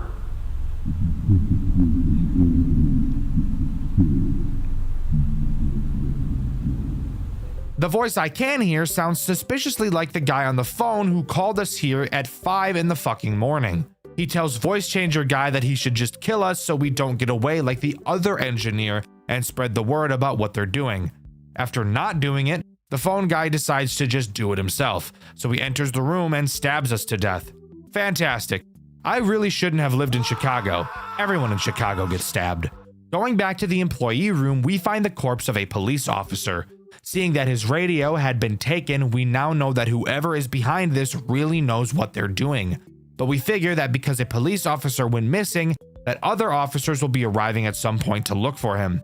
So knowing all we have to do is survive, this game's most agonizing survival section finally begins.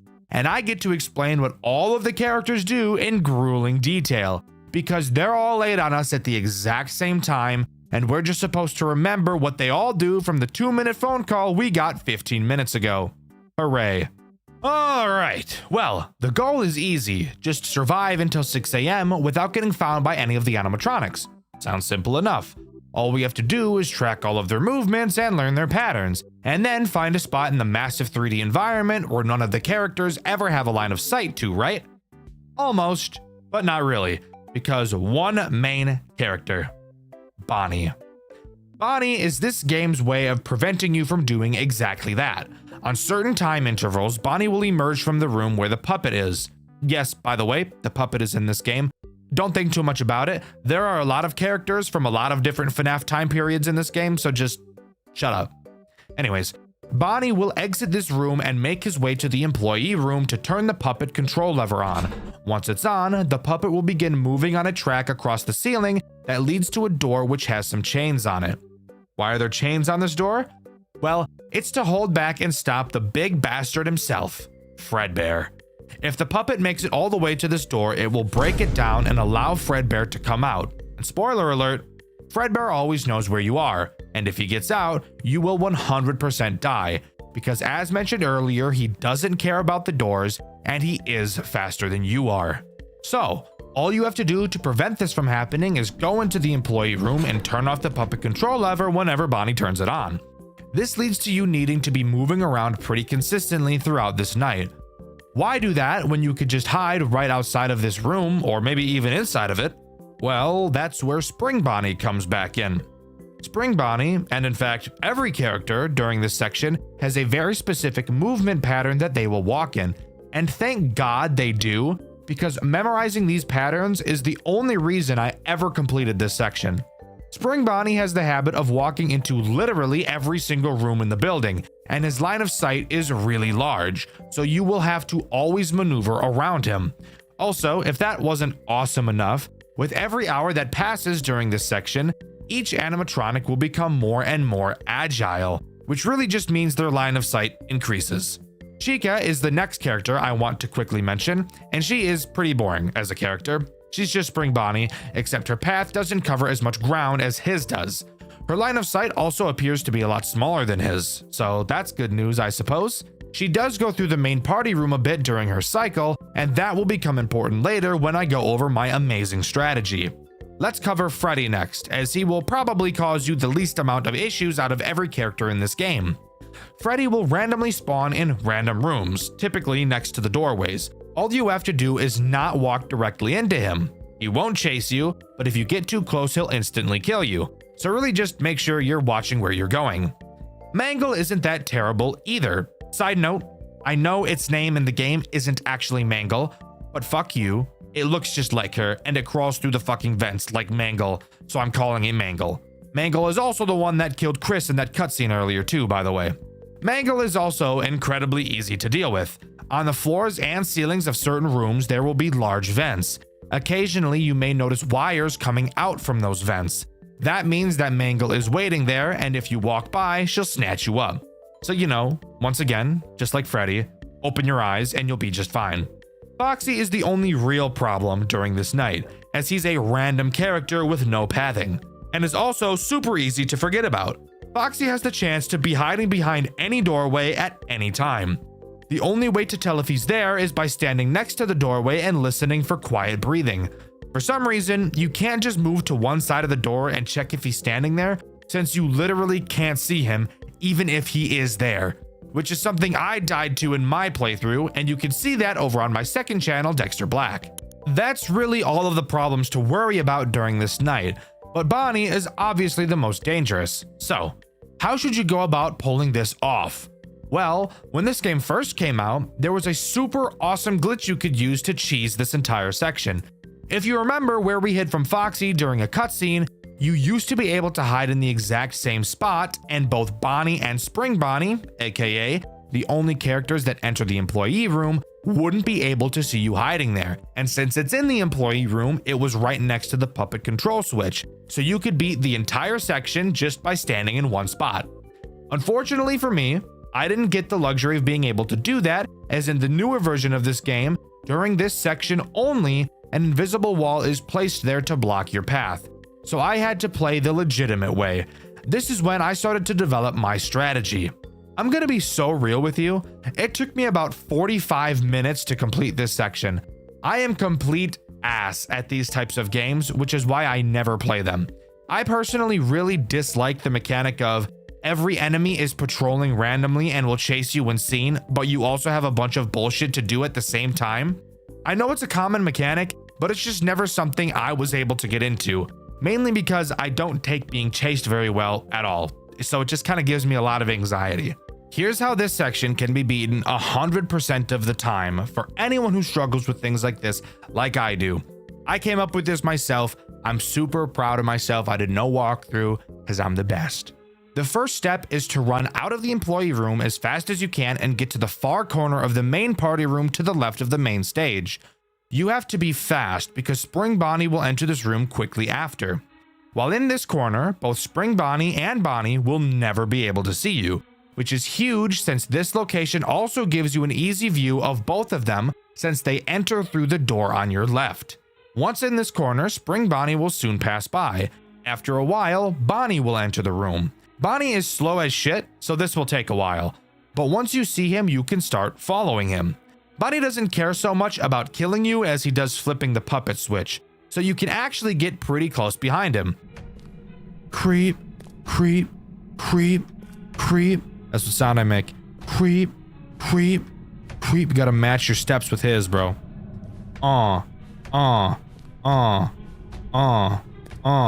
Boom, boom, boom, boom, boom, boom, boom. All good. But obviously, if you get too close, he'll still kill you. Once Bonnie leaves the main party room to enter the hallway, Spring Bonnie should be up near the office, so you don't have to worry about him. Take the time it takes for Bonnie to enter the employee room and flip the switch to stand by the doorway to listen for Foxy. Once Bonnie flips the switch, quickly enter the employee room and turn it off. After Bonnie flips the switch, he will exit the room through a door you can't even open, so you don't have to worry about him turning around. After flipping the switch, you want to run back to the main party room. At this point, Chica should be inside. She will walk around the tables and exit the room through the door that both Bonnies enter through. Simply be slow and follow her. Once she leaves the room, go back into the far left corner again. This is now going to begin the second cycle. This time, since the paths that Bonnie and Spring Bonnie take are much different in length, they will be a lot closer together. Bonnie will enter the room first this time, with Spring Bonnie directly behind him. Once Spring Bonnie goes up and around the tables, you can start slowly following Bonnie. At this point, you'll have to be patient, since Spring Bonnie will enter the entrance room, then travel back into the party room, and then go into the hall to the employee room. Then we'll travel to the office. So you will hear Bonnie flip the switch, and you will have to wait probably 30 to 45 seconds before you can switch it back, because if you're too fast, Spring Bonnie will see you. If you sneak past him while he's in the entrance room, it appears that Foxy will always be behind the door to the hallway and you will die. So it's your best bet to just wait for Spring Bonnie to finish this cycle and start walking to the office. I recommend waiting directly in front of the stage during this section since he won't be able to see you. Once he goes down the hall, quickly run into the employee room and flip the switch. Then quickly run back into the party room and go right into the exit doorway. Chica will be entering the party room at this point, and if you're any closer to the stage, she will see you. Once she walks around the tables, once again, you can follow her out and go back to the hiding spot in the far left corner. Now, the third cycle gets a little bit scary, so be ready. Bonnie will soon enter the room again, with Spring Bonnie fairly close behind. However, there is enough room between Bonnie and Spring Bonnie for you to be able to get in between them. Closely follow behind Bonnie and Spring Bonnie will enter the party room. Continue to follow Bonnie into the employee room and shut the switch off immediately after Bonnie turns it on. Immediately run back to the entrance of the party room. At this point, Spring Bonnie should be walking into the exit room. You can take this small window of time to run to the front of the stage. Spring Bonnie will enter the hallway, and once he does, you're safe to go back to the exit doorway. Since Spring Bonnie is near the office, you don't need to go back to the corner. In fact, you actually shouldn't, because Chica will follow behind Bonnie. Bonnie will once again pass you, and you can once again follow him into the employee room and shut the switch. After flipping this switch, this final time, you're home free. Simply sit in the employee room and this nightmare of a section will come to an end. And the best part is, since the movement of almost all of the characters is scripted, you'll be able to use this method to beat this section of the game every single time without fail. I hope you enjoyed this overtly long explanation section. It's easily what took me the longest to do while playing this game, so I figured I should devote a long time in the script talking about it. Let me know what you think. After beating this section, we get a cutscene where we're running down the hallway, being chased by Spring Bonnie.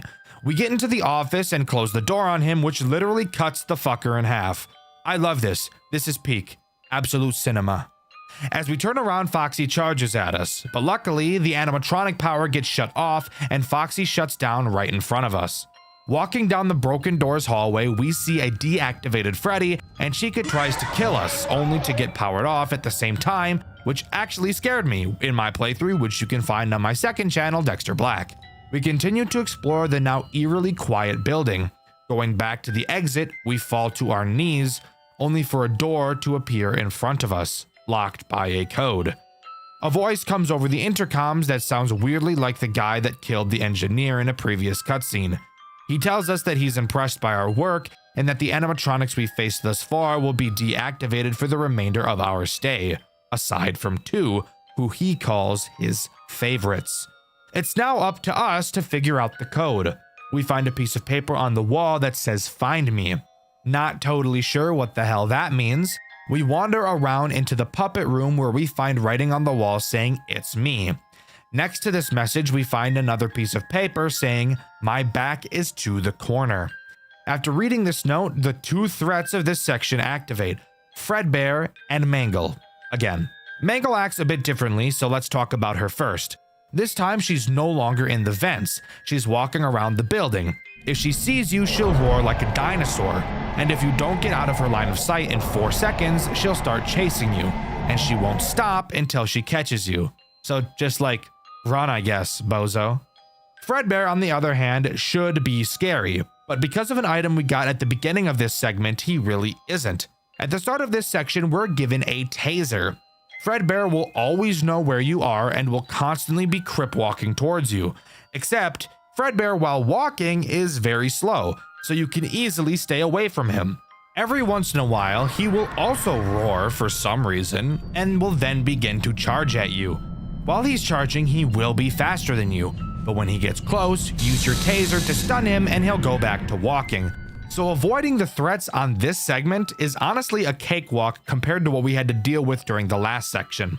Now, I had a stroke trying to figure out what "my back is to the corner" meant. What you have to do is find Freddy, since his back is to the corner of the wall.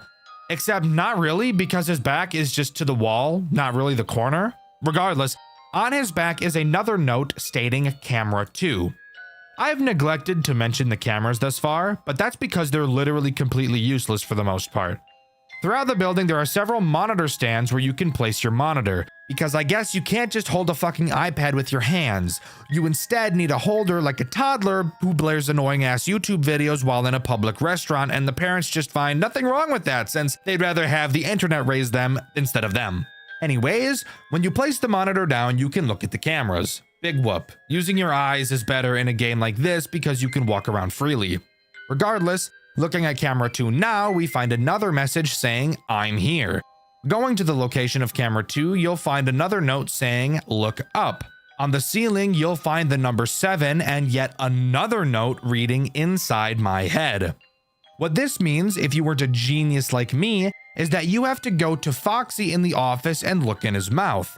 Inside, you'll find the number 3 and another note reading "Behind a curtain."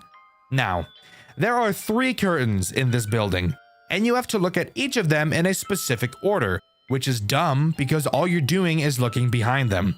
Behind the last curtain, you'll see the number 7, and then some text reading "The safest place" will start flashing on your screen. Let's pause. I really don't understand why it wasn't just another note. This is supposed to be like an escape room set up by the guy that locked us in here. How the fuck was he able to make us hallucinate a phrase? I don't know. Let's move on. The safest place refers to the office. Going back to the office, we find another note reading the second digit. Obviously, the second digit is the number 3, as it's the second digit we found on this little scavenger hunt. Finally, going back to the exit door, we can type in the code 6373. Fun fact, by the way, you can actually just type in this code at the start of this section if you don't want to go through all the bullshit I just explained, because there's no check here to see if you have or not. But after punching in the code, the door disappears. Opening another door that it was covering leads to another room with no fucking door. Falling to our knees again, all of a sudden the door reappears for some reason, and a bunch of police officers barge in past us, and we're taken out of the building to safety. After being rescued, we're shown a cutscene where Thomas is either being interviewed by police or is in a therapy session. I can't quite tell which one is correct. He freaks out about his friends being killed and then realizes he never heard anything from Ashley. No screams, no body found, nothing. This makes him tweak like when I'm in line at the grocery store and some 40-year-old mom pulls out her own grocery bags to save the environment. You want to know what I do when I see someone using their own bags in the grocery store? When it's my turn in line, I tell the bagger, hey, all my shit, double bag it. Anyways, after this cutscene, we're thrown into the credits. But that's not where this game comes to an end. We actually get a post-credit scene like it's a Marvel movie, where Thomas is in his room. He wakes up in the middle of the night and looks out his window, only to see the silhouette of an animatronic we never saw in the pizzeria staring back at him. And finally, Fredbear and Friends reboot comes to a close. Overall, I think this game was a super enjoyable experience. Did I get overtly frustrated and almost give up while playing the survival section? Yes, but I beat it, and I'm glad I did. The story to this game is simple and nice. There's no retarded digging that we have to do to learn the simplest things like a fucking name of a character, Scott, asshole. We're instead just given a story the way it should be given. A few mysteries here and there, but nothing so overtly frustrating that it makes it not fun to figure out. The game looks gorgeous, it plays well when you understand what you're doing, and overall I would highly recommend you give it a go. Obviously, from the teaser we saw at the end of the game, a second game was clearly in the works. But with no updates for several years, and it being confirmed that at some point the game's development was put on halt, and given the fact that this game came out 7 years ago, I don't think it's very likely we'll see Chapter 2 anytime soon. The lore of Five Nights at Freddy's fan games, something I'm typically not interested in. However, occasionally a fan game will come around that actually catches my attention, and the game we'll be covering today is one of those games. However, I actually didn't care about the story at all until I got to the third game. That's right, the game we'll be talking about today is a big one. 3 games in total to go over, and I promise there will be plenty of salt along the way.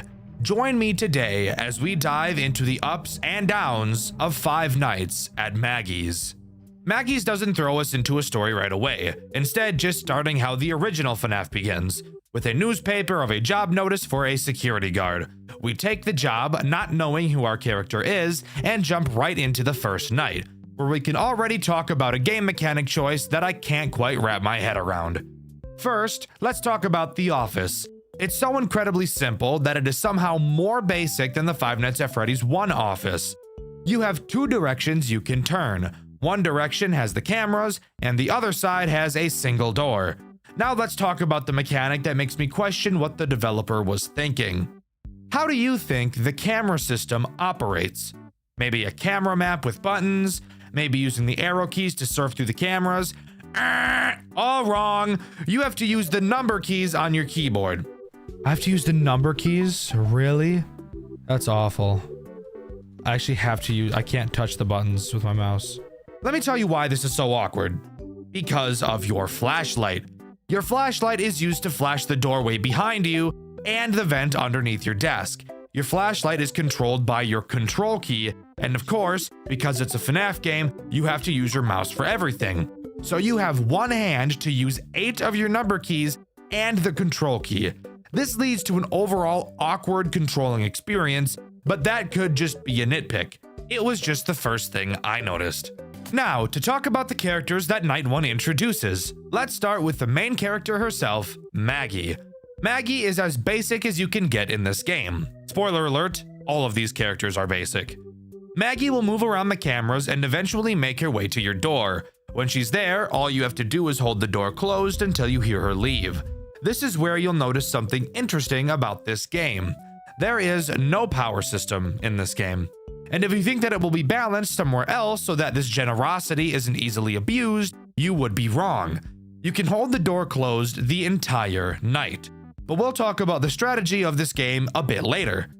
The next character introduced on this night is Lola. Lola does the exact same thing as Maggie in the exact same way.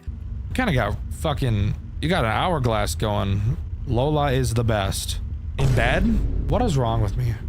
She even goes through the exact same cameras and is also dealt with by using the doors. Something you'll notice about later nights is that Maggie or Lola is pretty much consistently in your hallway at all times, leading to you needing to hold the door closed pretty much the entire night, forcing you to look at this stupid fucking John McAdam in the fucking eyes.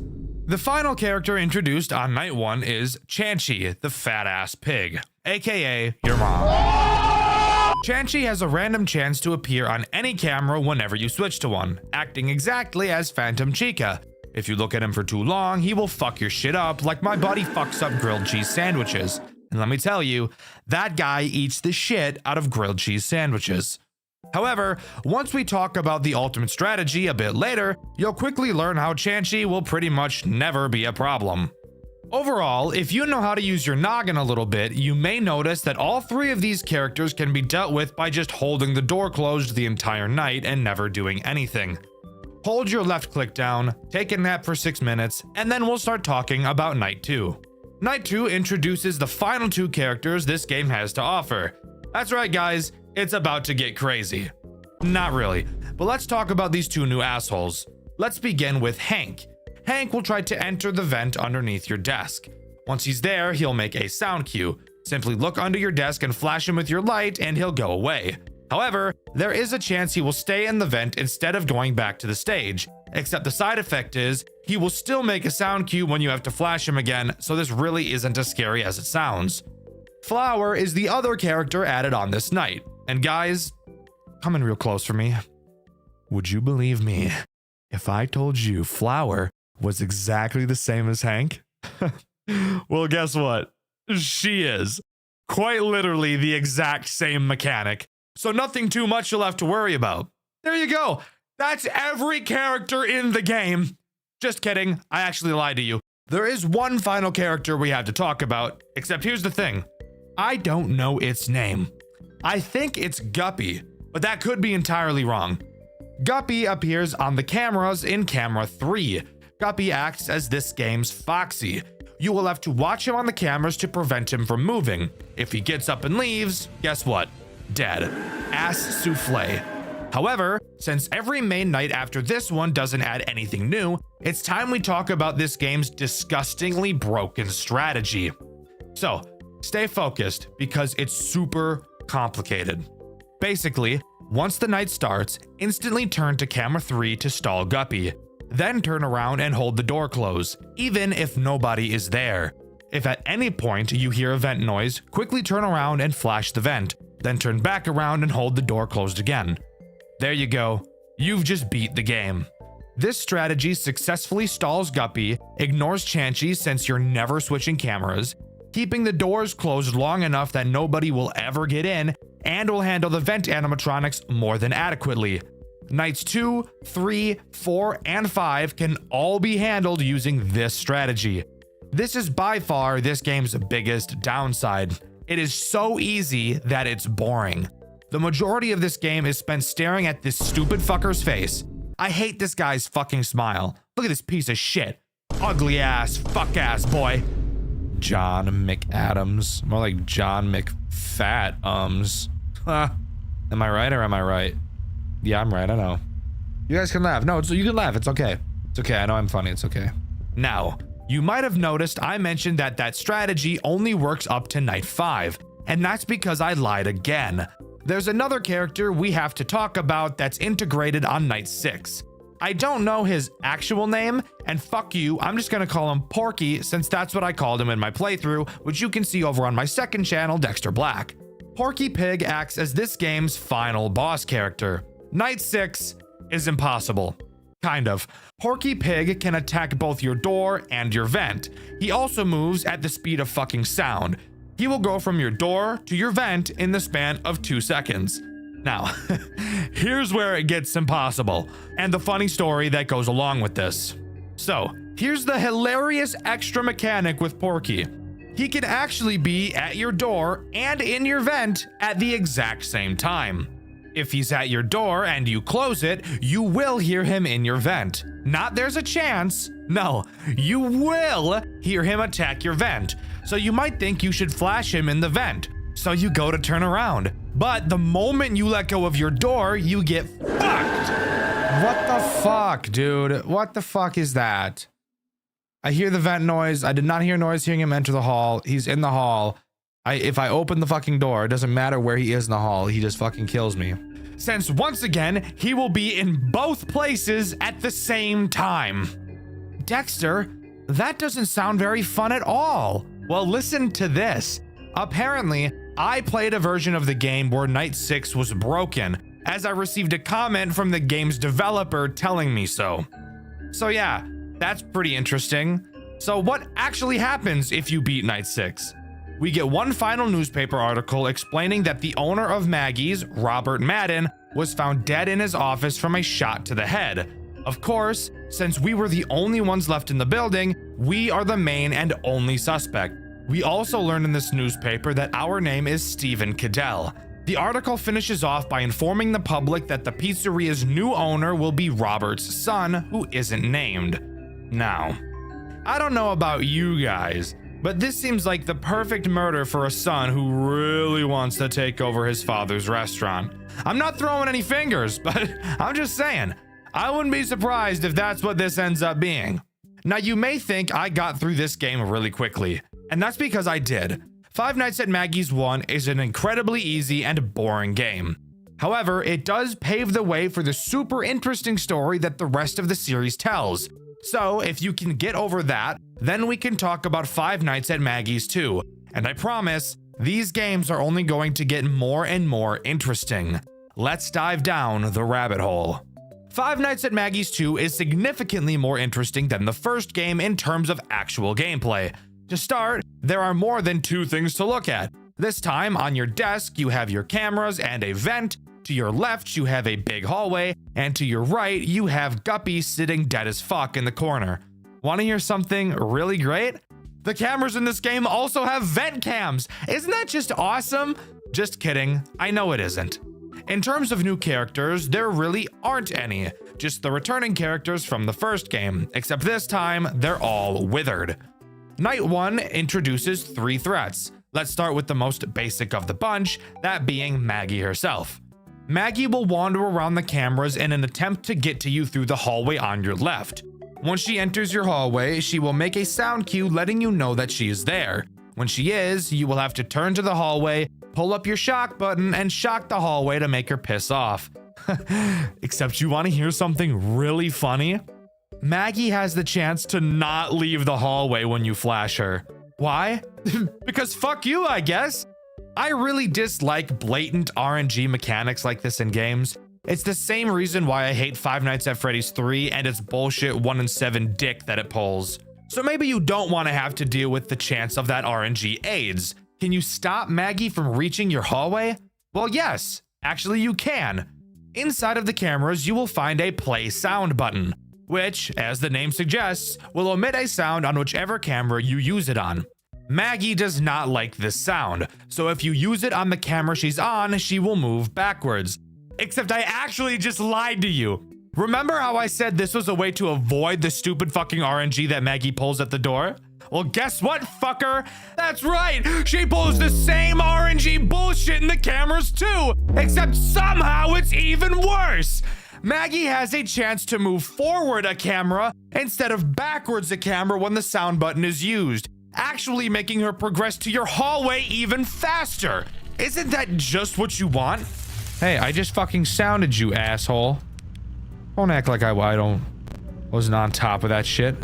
So the way to deal with Maggie comes down to just completely ignoring her in the cameras and letting her attack your hallway, since you're going to have to deal with the RNG regardless. You might as well just put your focus somewhere else and only focus on her when you hear her in the hall. The second character Night 1 introduces is Chanchy. Wanna guess what he does? If you said the exact same thing as Maggie, you'd be absolutely right. And the best part? He also has the chance to be a complete dickhead and ignore everything all the time. Wanna shock him out of your hall? Well, maybe he's feeling like keeping his fat ass right there. Wanna prevent him from parking his fat ass right there with the sound button? Well, maybe he's feeling like getting to your hallway even faster. Fuck it. Okay, fine. So another character that's better off being ignored until an attack. That's not so bad. What about the final threat, Dexter? Is that one any different? Yes, actually. The final threat introduced on night 1 is Guppy. I fucking hate Guppy so much it isn't even funny. If you remember, Guppy is in the office with you to your right. Throughout the night, Guppy will try to... how do I say this? Slide his fingers down your crack? Hey, back the fuck up. Back the fuck up, Miss Missy. I tabbed out of the fucking game. The way you stop him is simple. Occasionally check on him and flash your flashlight at him to make him move backwards. The reason why I hate him so much, he makes no noise whatsoever.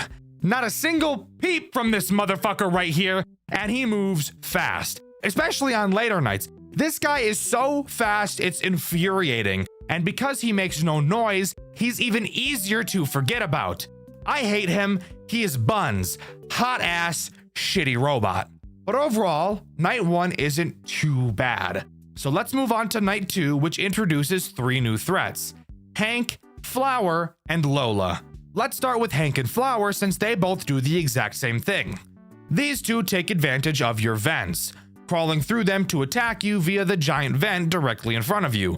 If you see them in the vents, you can close whichever vent they're in. When you do, they too can choose to RNG fuck your ass instead of cooperating. The ideal situation will have them go back to the stage, but in all likelihood, it's much more common for them to go, nuh-uh, and just move to another fucking vent. Isn't that just so awesome? What's the point of even closing the fucking vent if they're just gonna phase through it? Fuck it, I don't care. Here's something really sick about these guys.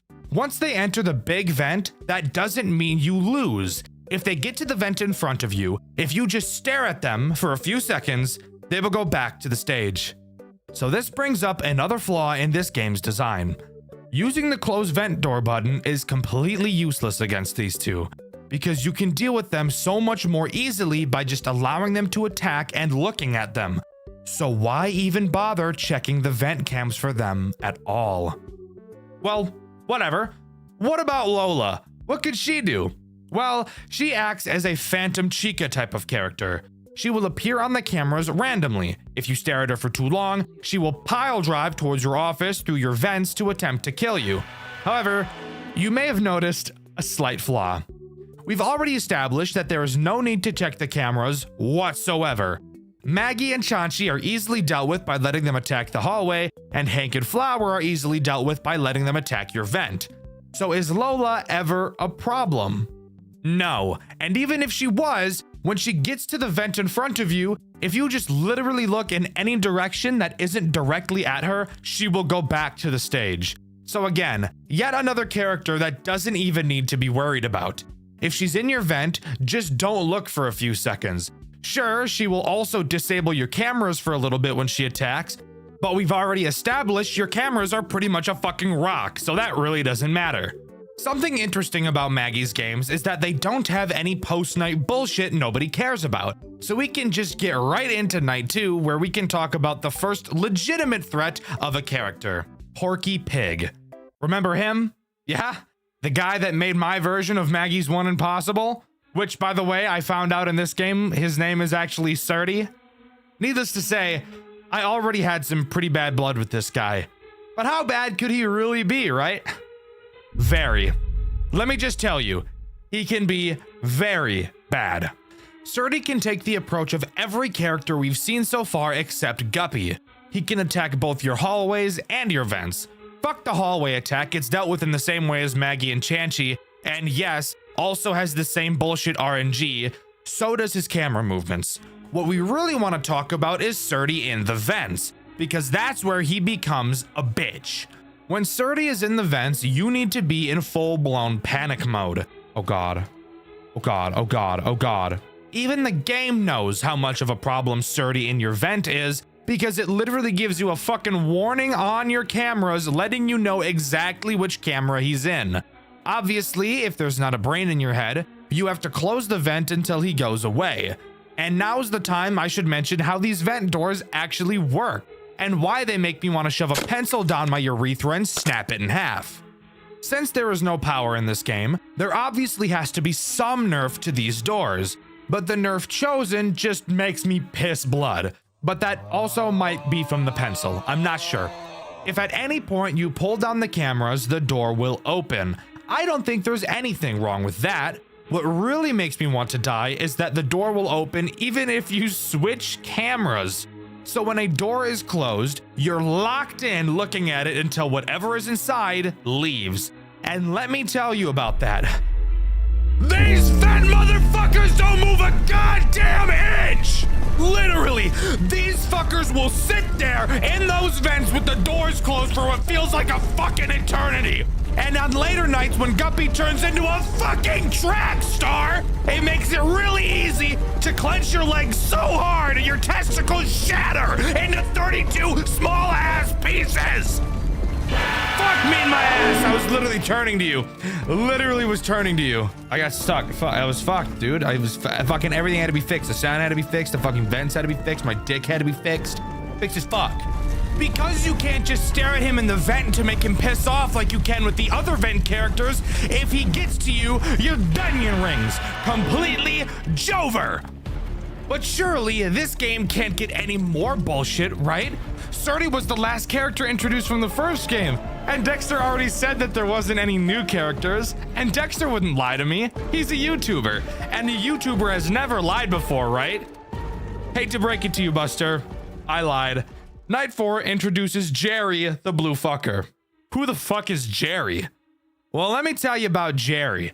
Have you ever thought to yourself, golly gee, one Surdy is already a headache to deal with. If only I could add another one.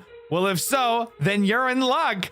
Did you like one fucking Surdy in your ass? Why not two? Because that's exactly what Jerry is. Surdy 2.0. Except there's one key detail that doesn't really matter, but does just show Jerry was supposed to be the most AIDS character of all time. He's not even affected by the sound button, period. So there was quite literally no way to stop him. And he is fast, like really fucking fast. If he gets to your hallway and decides to bullshit RNG you, guess what, fucker? Game over, because by the time your shock recharges, you'll be dead. But in all honesty, that's not even the worst part. The worst part is without a doubt the fucking Tyson gay guppy over there in the corner. You piece of fucking shit! This motherfucker is so goddamn cocksucking fast it hardly seems fair. Everyone in Night 5 is so fucking fast they will be sharding in your eyes from the moment you start the night. But the only place they aren't fast? The fucking vents that you can't look away from lest the doors open wide, allowing for any cold metallic robot to penetrate me in the ass and rupture my colon. Fuck! Fuck!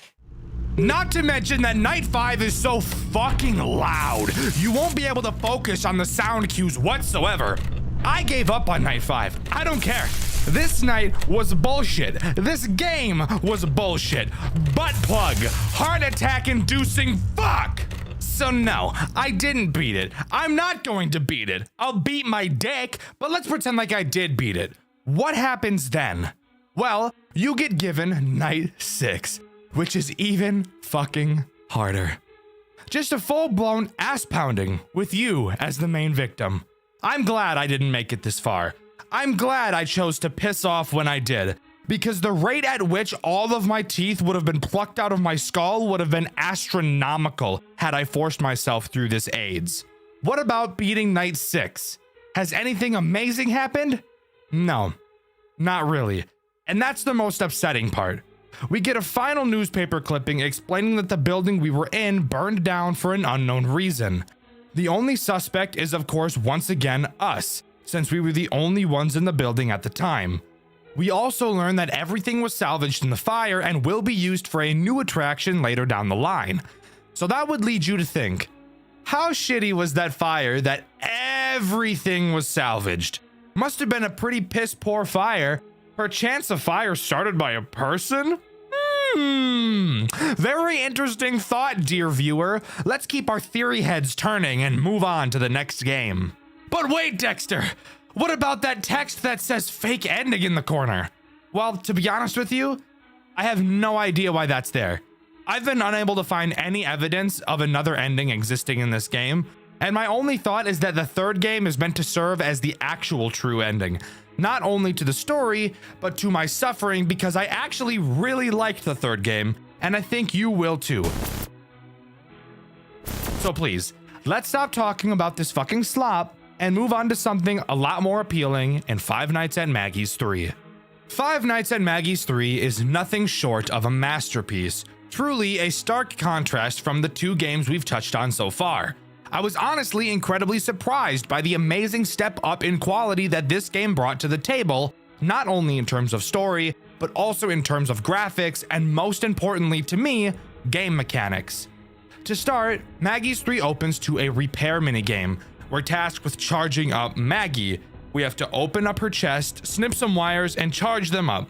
Seems simple enough. You'll notice during this minigame that you're able to turn around to see a dark void of a room behind you that you can flash with your light.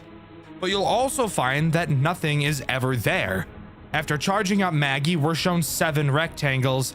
One of them fizzles out, symbolizing what I can only assume to be the souls of some dead children, even though child murder hasn't even been mentioned in this series so far. But we're not done yet. We're tossed into a minigame directly after this. A man covered in blood walks into a room, explains he needs to hide again, saying he's trapped here and he won't go anywhere. Not knowing who he is, we're thrown into Night 1. Night 1 actually only introduces one threat, that being Lolo, a new character. But before we can start talking about characters, we need to talk about this office and the tools at our disposal. We have 2 doors. Finally, something we can be familiar with. These work the exact way you'd expect them to, so nothing weird there. Of course, we have our cameras, but you might notice something a little bit different about them. There are 3 menus to surf through on your monitor, and only one of them are your typical cameras. The other menus are your main vent and your breakers. The main vent allows you to look at and shine the main vent, and the breakers allow you to remotely turn off the power to the entire building and specific cameras. But we'll talk about why those are important later. The final interesting mechanic is the vent door button on one of your cameras, but that will become important once we talk about 2 certain rascals later in this video. For now, we have to talk about Lolo. Lolo is as simple as a character can get. He is this game's Bonnie. He will move through the cameras and approach your right door. When he's there, simply close the door until you hear him leave, and bada bing bada boom, that cycle will repeat. Again, it's Night 1. I don't think you expected anything crazy. Now we can talk about the post-Night 2 repair minigame. This time having to repair Bob. Side note, every character in this game aside from 2 are brand new. Same formula as the last minigame, except this time there's actually something in that darkness behind you. Surdy. But this time, it's just his endoskeleton. No mom skin. Your mom specifically. Get it? Because she's a pig? Oink. He will slowly try to creep up on you to kill you. Whenever you hear him, simply turn around and hold your light on him to make him go back. He's very slow these first few nights, but trust me, these minigames can get a little out of control on later nights. After completing the minigame, another rectangle fades away and we get another 8-bit cutscene. This time we see 2 men. One of them goes to make coffee while the other sits to read the newspaper. He begins to read about a serial killer dubbed the Frankenstein. Hearing that name makes the man at the counter freeze. He knows something. After 8 years of silence, the serial killer has re-emerged, taking the life of a 16-year-old boy. The body was found in the John McAdams warehouse, the same building that Five Nights at Maggie's 2 took place in. The man reading the newspaper, named Steve, mentions he thought John himself was the killer, but thinks that it could maybe be his son Henry, who had apparently been missing. He mentions Henry killed someone, but before he can get out exactly who he killed, the man at the counter, named Aaron, asks him to leave. After Steve leaves, Aaron goes over to the table to look at the newspaper, mentioning how he didn't stop and that this isn't over, not mentioning who he actually is. And with that, we go right into Night 2. Night 2 introduces 4 new animatronics. However, it's actually really only 3, and I will obviously be explaining why, since I'd be a pretty shitty reviewer if I didn't. To start, let's talk about Rolf. A very stupid name, by the way. Rolling on the floor laughing ass animatronic. Damn, he got a dick on him though, look at that! Rolf is the first character to take advantage of your main vent camera. you will be able to hear him enter it. Thank God for sound cues. They're honestly probably my favorite part of FNAF games at this point. When you hear him in the vent, simply go to it and hold your light on him until he goes away. Very simple character with a very simple mechanic. But in my opinion, the simple mechanics are the best mechanics, because it allows for your whole roster to not feel completely unfair while dealing with all of them. The next character introduced is Bob the Pig. He works the exact same way as Lolo, except he attacks your left door instead of your right. Really nothing else super interesting to note for this character, just this game's Chica. The other two characters introduced on this night are Esther and Lester. These two animatronics always stay together, which is why I say they're really just one animatronic. They take advantage of the other vent that you can't see on camera 7. Once again, they make a sound cue when they're trying to enter the cam 7 vent. All you have to do is close the vent on that camera and they will quickly go back to their stage. Again, incredibly easy characters to deal with, but from my personal experience, were the easiest to miss. Night 2's post-night repair minigame has us fixing up Lolo. Nothing special. But I do want to talk about the cutscene that Night 2 brings. Two siblings named Henry and Stacy stop outside of a Maggie's location. Yes, this is the Henry that was mentioned in last night's cutscene. They had a conversation about their mom who died after Stacy was born. It's revealed that their dad works a lot, but we're not told what. It's also hinted that their dad doesn't love Henry in the same way that he loves Stacy. Night 3 introduces the first real, honest threat I think this game has. That being this funny-looking green fellow. You want to take a guess at what his name is? If you said Chomper, you'd be completely fucking wrong because his name is Cracky. Excuse me? Cracky? What a fucked up name. I don't actually know literally any of these characters' names. I know Maggie and I guess Bob now. I'm gonna guess this is Crackle. Fucking on Crackle. I know, I'm hilarious. What can I say? This is what I do for a living. I play Five Nights at Freddy's for a living. For a job. This is my job. Isn't that weird? That's fucking weird. But whatever. Why do I feel this guy is actually a threat? Well, that's because he is this game's first integration of a watch me on the camera mechanic. A mechanic that, if you're familiar with my channel, you know I'm not a huge fan of. You cannot allow Cracky to leave the stage or you will be split open like a double wide surprise. That is fucked, by the way. This looks so fucked. Obviously, all you have to do is stare him down on the cameras, which is not very challenging. But because of a certain character we'll talk about later, Cracky will very quickly become a big problem that you will probably forget about. I want to use this time to talk about the power situation in this game. Being the first in the series to actually use power, I was a bit nervous this would be another SCP endurance case where you have absolutely no power throughout the entire game. But to my surprise, it was actually the complete opposite. You actually have a ridiculous amount of power in this game. So much so that for the first few nights, I had the cameras up the entire night, while also closing the Cam 7 vent the entire time as well, and still completed the night with a decent amount of power remaining. You do not have to think about power conservation in this game, which I really appreciate. Night 3's post-night repair minigame has us repair Cracky, and it's on this night that Surdy really starts to get quick. So this is probably the point of these segments where they will start to take a long time to complete. The cutscene that plays after this segment is one of the most disturbing I've seen since Five Nights at Candy's 3. Stacy and her dad are in the dark talking to one another. Stacy mentions how scared she is. Her dad gives her a sleeping pill, explaining that after she wakes up, she'll feel better than she ever has before in a brand new body. After Stacy falls asleep, a shock lights up the room, revealing that Stacy had been electrocuted to death. Attempting to cement her soul inside of one of the machines, his experiment fails, and he's left to cry alone inside of the room with his daughter's corpse. This is easily one of the most disturbing things I've ever seen come out of a FNAF game. Not because of what we directly see, but because of the idea of what John did to his own flesh and blood. Five Nights at Maggie shows proof that you can tell stories about incredibly horrendous things in an interesting and not overtly edgy way. With all of the shortcomings I feel this game series has, I can easily say that the story is not one of them. Moving on to Night 4, we're introduced to the two final characters this game has to offer, Maggie and of course, Surdy. Let's start with Maggie since she's simple. She works in the exact same way that Rolf does. She attacks through your main vent. All you need to do is hold a flashlight on her and she'll go away. Now we can talk about the big bastard himself, Surdy. who once again, in this game is just an endoskeleton. This guy right here is this game's big challenger. Surdy makes use of your breakers. Occasionally, he will appear on any camera in the building. When he does, he will emit a loud sound.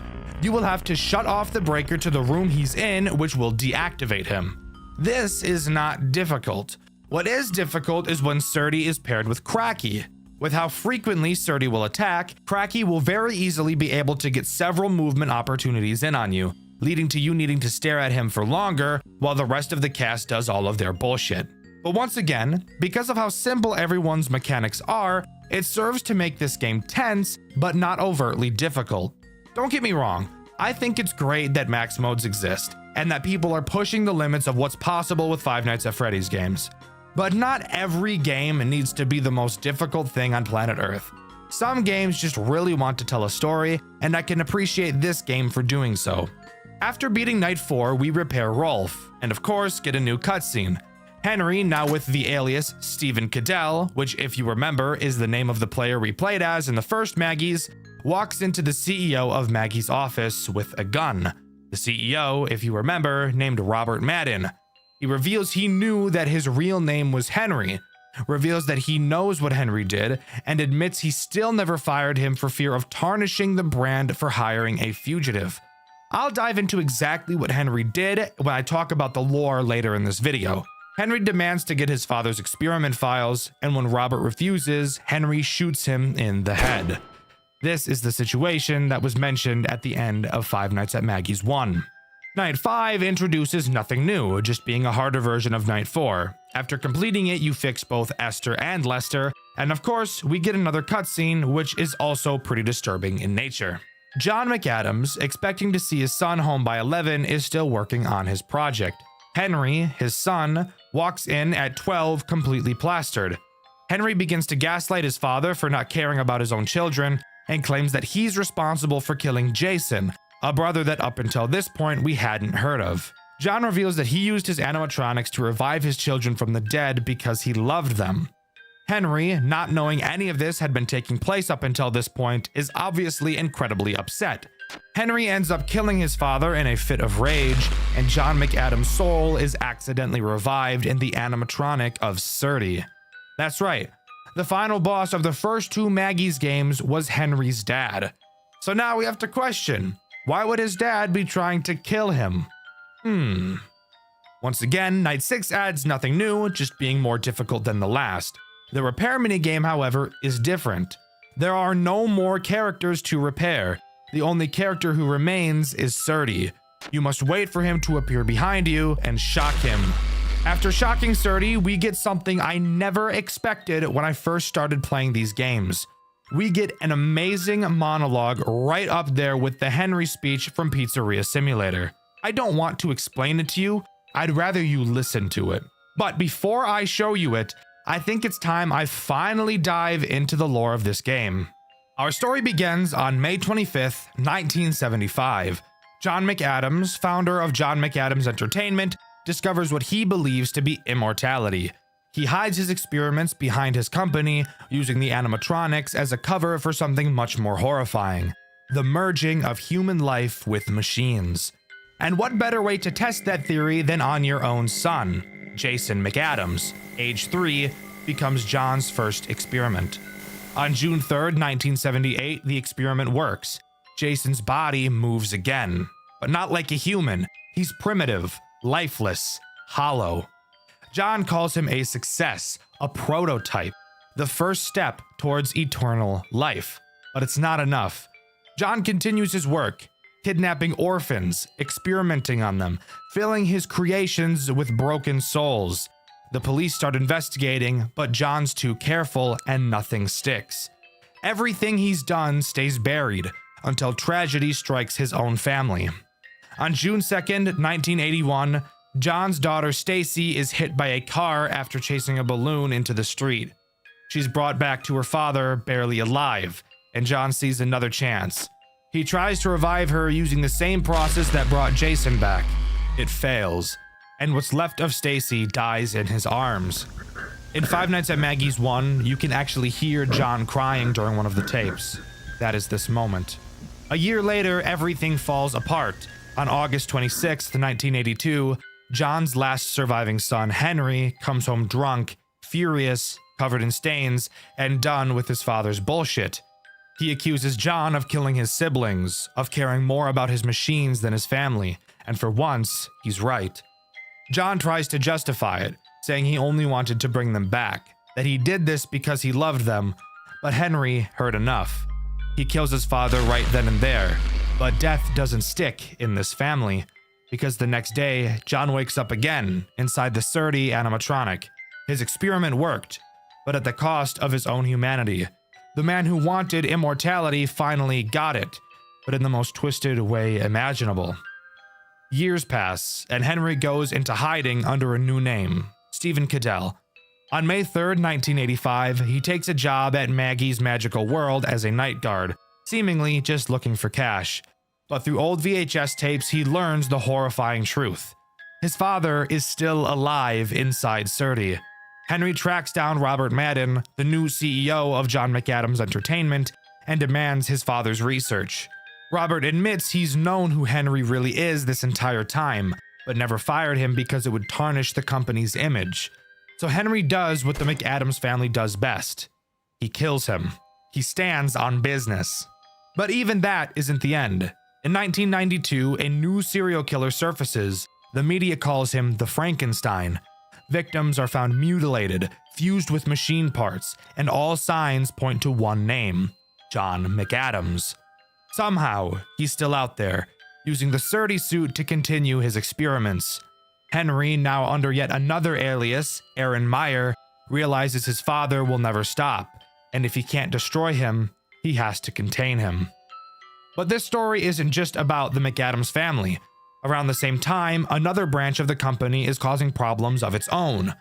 Back in 1980, two men were hired to perform as Springlock entertainers at a restaurant called Surdy and Jerry's. They were taught how to use the suits by Daniel Gennaro, the son of the restaurant's founder, Manuel Gennaro. When Manuel died, Daniel took over and rebranded the place into Guppy's Magical World, adding new characters like Cracky and Guppy. Everything was fine until 1988, when both performers suffered Springlock failures live on stage. One jumped off mid-performance, the other tried to save him, and both ended up crushed inside their suits. They die instantly, only to possess the animatronics they performed in. Daniel, being the charming piece of shit he is, mocks their death, saying the only real problem the company would ever have is if kids went missing. And sure enough, soon after, they do. Surdy and Jerry, now possessed, start killing children, souls that would later inhabit Maggie, Lola, and Chanchy in the first two games. Eventually, in 1990, a sister location called Maggie's Magical World opens and the pattern repeats. More kids vanish, and an investigator, our playable character, takes a job trying to uncover the truth. Each night, we explore a different location, finding drawings, blueprints, newspaper clippings, everything pointing towards what's really been happening behind the scenes. By night 4, we find a hidden room behind the show stage. It's filled with evidence and notes from a previous investigator, the same one who went missing. When we report everything to our boss, he fires us, calls us crazy, and closes the case. So we leak the evidence online, the internet takes over, and the investigation reopens, exposing both Maggie's and Guppy's for what they really were. It's later revealed that everything we did, everything we learned, was told to us by Surdy himself. He's old, broken, but aware. A robot reflecting on his past life, telling us how everything fell apart. It's one of the most haunting story choices in any Five Nights at Freddy's game I've ever seen. But it's not just about what happened, it's about who's left to remember it. Decades pass. It's now May 10th, 2021.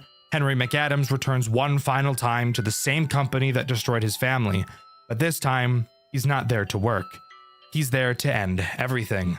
Having studied his father's research, Henry manipulates Surdy's systems to lock his father's soul inside of the metal shell permanently.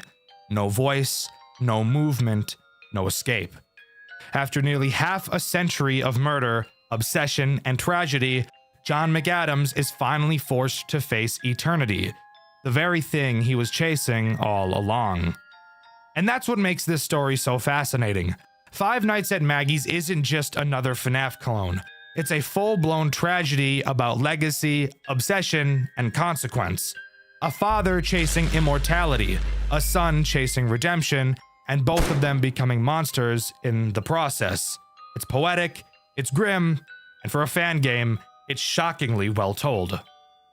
John McAdams may have discovered immortality, but in the end, he lost everything that made him human. And Henry, he may have stopped his father, but he had to become just like him to do it. So, before we listen to that final monologue, just remember this. No one in this story found eternal life. They just found eternal suffering. 19 years. 19 years trying to stop you. 19 years studying your findings.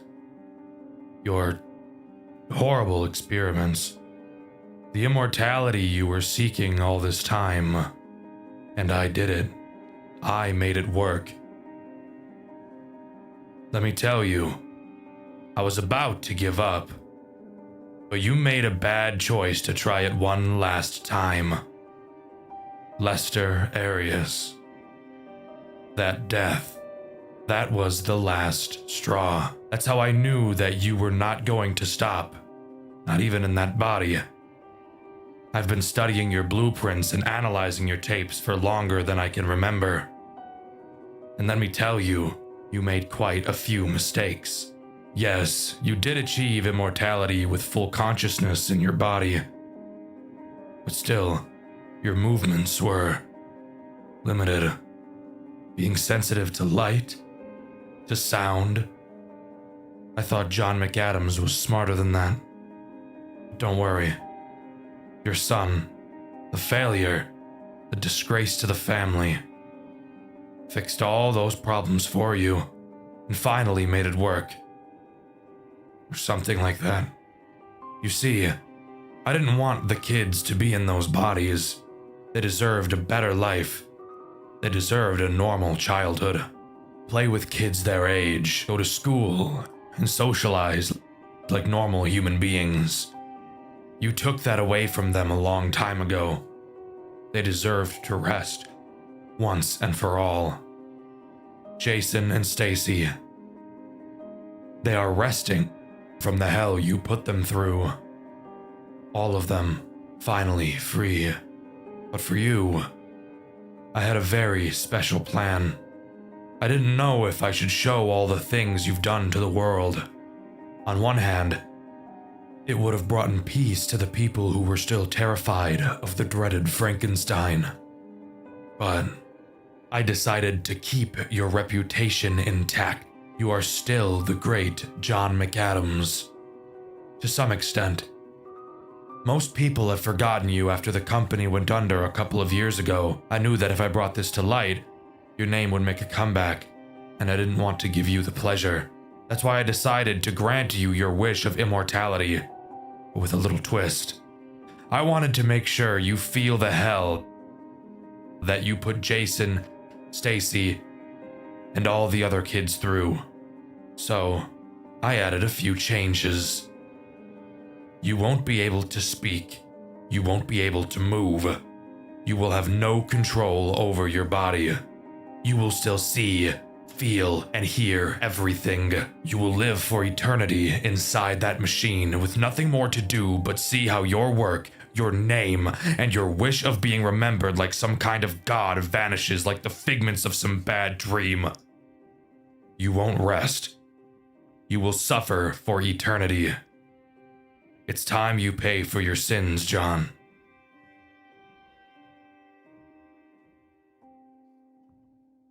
And there you have it. As far as I'm aware, that is everything that Five Nights at Maggie's has to offer. A game series that started off on a sour note for me and ended up becoming one of the most interesting and engaging stories I've ever experienced. I'd highly recommend you give the third game a try, as it is actually a very enjoyable game.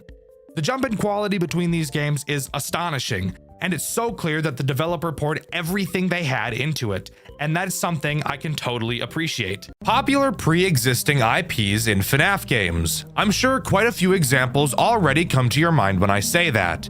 Five Nights at Wario's, Five Nights at Sonic's, Five Nights at the Krusty Krab, among many others, are very popular examples of this. However, in my journey of playing FNAF games to find games worthy enough to talk about, there's one very popular IP I see show up very frequently.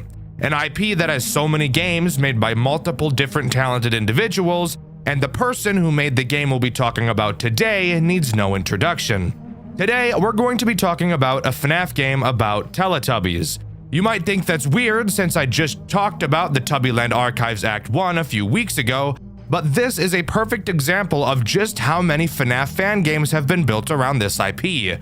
Today, we'll be covering The Remnants of Tubbyland, a FNAF fan game made by Avocado Dreams, the same person responsible for one of the most terrifying FNAF games ever designed, Graveyard Shift at Freddy's.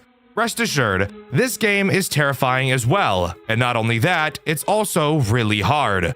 So let's waste no more time and jump right into The Remnants of Tubbyland. To begin, we have to talk about the setting in which this game takes place. Typically in FNAF games, we see the setting as a restaurant, with animatronics that were on stage and would sing in the party room while the children ate their food. But not this time around. The Remnants of Tubbyland takes place in a daycare that's been seemingly left to rot. We take the job as a night guard, and before we know it, we're thrown into a twisted death trap. Loading into the office for the first time, there's already a lot to talk about. Please don't be as hard as the fucking other. What the fuck am I looking at? Let's start by mentioning how fucking creepy this game looks. Obviously, we've got this little fella sitting in front of us, and of course, he will become more important later on. But seriously, just look at the scenery in this game. I honestly think it's creepier than Graveyard Shift. Everything just looks so grainy, uncanny, and gross. It seems like a really nasty place to have to spend your time, and yet here we are spending our time here. We get our night one phone call, and it's just about as basic as you could imagine. The typical night one phone call stuff. The phone guy introduces where we are, why we're watching over the place, and pretends like there's nothing to be worried about, because the murder robots would never murder us. So if they enter your room, they could knock stuff over and probably damage themselves more than they already have. Just say they can blow my shit out. The reason we're given as to why we're here is pretty unclear. However, we're told that our main objective is just to watch the robots since they are capable of moving around. At least they can acknowledge that this is something that is happening. Of course, he says they won't hurt us, but also decides it's a great idea to explain to us how to defend ourselves on the off chance they come into our office. He explains their facial recognition and says that if they move around too much, they may damage themselves. So I guess we've got some suicidal robots around here. Fantastic. Anyways, how many threats are introduced on night one? Two threats are introduced on night one. So let's go over them. Let's start with this game's main attraction, Dipsy. So I don't see nobody yet. Bro, let me tell you, Avocado Dreams, she knows how to set an atmosphere. What the fuck is that? Dude, Dipsy Dick will begin on camera 2. If we take a look at the map, we can see the path that the characters will have to take to reach us. It's a little bit confusing, so really take a look at it. As you can see, camera 2 is not actually connected to our office at all. This entire building is just one big spiral to reach our office. So Dipsy Dick will have to start from camera 2, then go to 3, 4, 5, and to finally end up in camera 7 before he can attack us. Make sense? Good. Dipsy makes no noise when moving around, so you'll have to track him yourself on the cameras. Once he reaches camera 7, he actually has 2 phases. One far away from the camera, and another where he's a lot closer to the camera. And even despite the fact that this is a robot, somehow his face is able to distort to an unrealistic length. Don't question it. Ooh, spooky. That's all that matters. Like, an entire half of the building has no cameras in it. That's so ugly. That's so ugly. Once Dipsy makes it to the second phase on camera 7, his next move and opportunity will have him disappear. When he does, that's how you know he's about to attack you. Since Dipsy will never move backwards, it's always easy to keep track of him.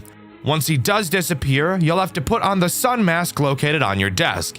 It works exactly the same as the mask from FNAF 2, and of course, Avocado Dreams did not disappoint with the animations. Take a look. Oh my god, dude, that'd be so sick! Damn, bro. That is so cool. This is so cool, bro. I can't lie to you, man. This shit cool as fuck. This shit cool as fuck. Just creepy as fuck, isn't it? God, I love it. It's so cool. Anyways, something else about your mask that you've probably noticed is this asthma meter. This is basically just the scrapped toxic meter from Five Nights at Freddy's 2. The longer your mask is on, the higher your asthma meter will increase. And if it increases all the way, the mask will forcefully be taken off, and you'll have to wait for a cooldown before you can put it on again. And that's obviously not a good thing, especially not on later nights. Now, for the second threat this night introduces, Trumpet. Trumpet acts as more of a nuisance character rather than an actual threat in this game. However, don't let that make you think you can ignore him, because you most certainly cannot. Occasionally, you'll be able to see Trump Dick rising up from behind your desk. It does make a noise, but on later nights, you may find it hard to hear it while you're on the cameras, so you should get into the habit of checking often. When Trumpet starts to rise, you will have to quickly find his error message that randomly spawns on one of your cameras. My least favorite FNAF mechanic hidden into a character that technically doesn't enter the camera themselves. I'm onto you, game. Watch your back. When you find the error, simply press the power button and Trumpet will fall back behind your desk.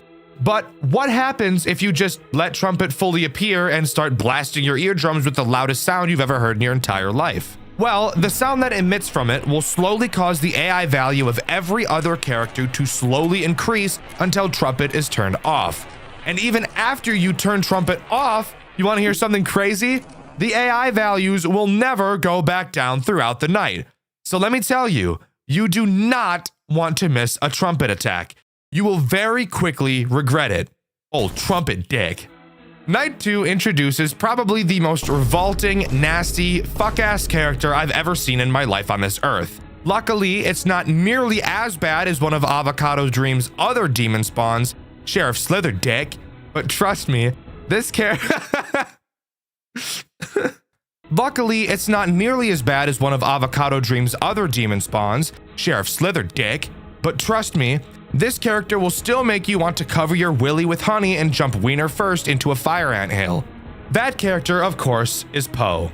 Poe is a very simple character to understand. However, that's probably the scariest part about her.